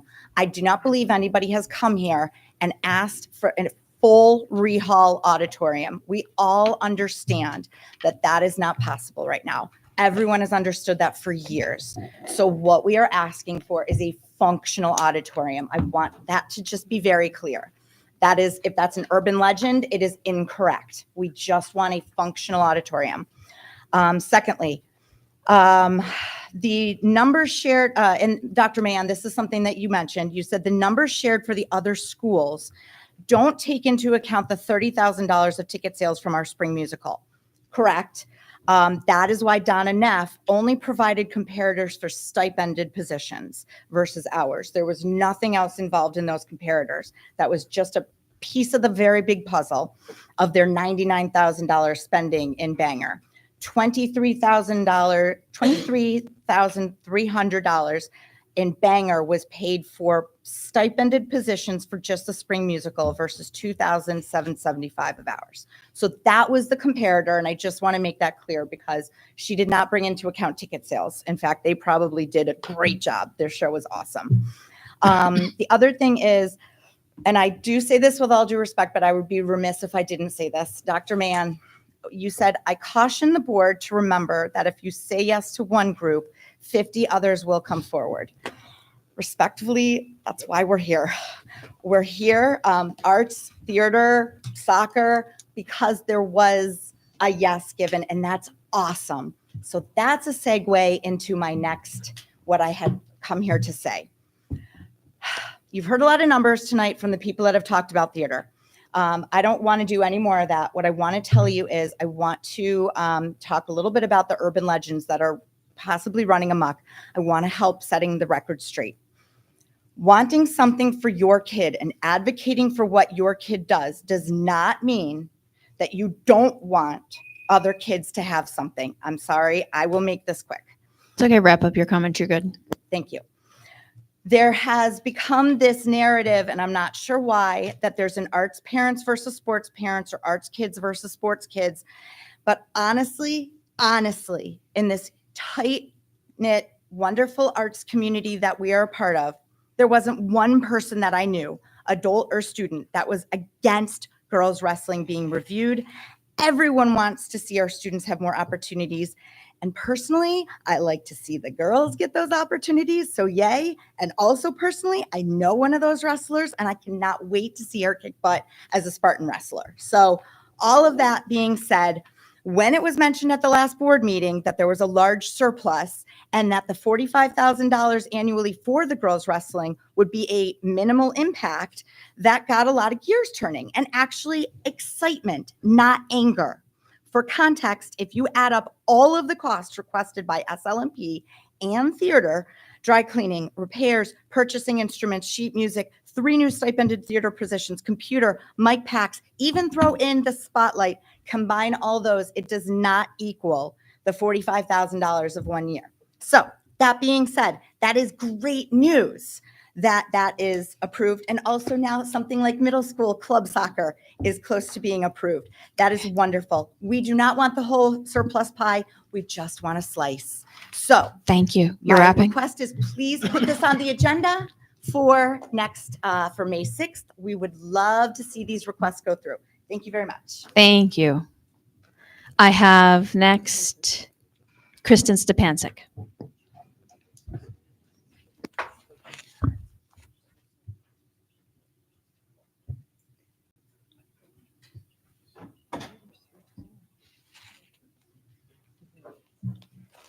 All right. Good evening. My name is Kristen Stepancic. My family and I have lived in this district for almost 7 years. I currently have a daughter at the IS, and I currently have a daughter at Hopewell. I'm also currently a school counselor here at the high school. I like to joke that I'm a longtime listener, first-time caller here at this school board meeting. This is my first time speaking tonight. I normally sit way in the back and just listen intently. But based on some of the comments that came up earlier tonight regarding the upcoming budget for next school year, I really did feel compelled to talk. I know right now we're just having discussions, but in particular, the staffing discussion concerning making full-time the position of a district social worker, and also making sure that we don't lose a school counseling position within our district. I'll just start with, it's truly a privilege to work in the same district that I live in. I take that very personally. I know someday my own children will walk here. I'm proud of my students here at the high school. I make it a point to bring my daughters. We've gone to, soccer games, basketball games. We are at the speech and debate spaghetti dinner. We attended the spring musical. We were at Minithon. And I try to remind my students here, we're so proud of them. And the younger kids look at them like rock stars. I am also a licensed professional counselor. And before I got into education, I had a private practice in Bethlehem and previously in Pittsburgh. And really what drove me into education was the concerning rise of mental health problems. And that was pre-pandemic. And when you look at the data on mental health and learning loss since the pandemic, it's very scary as both a practitioner and as a parent. I take safety extremely serious. I want our community to be as safe as possible for our students to thrive academically, to have opportunities at the next level. I want this to be a safe place where they're healthy, where they're well. This is my home. This is something that I value beyond anything else. And I think if you're a parent, you also feel that inherently.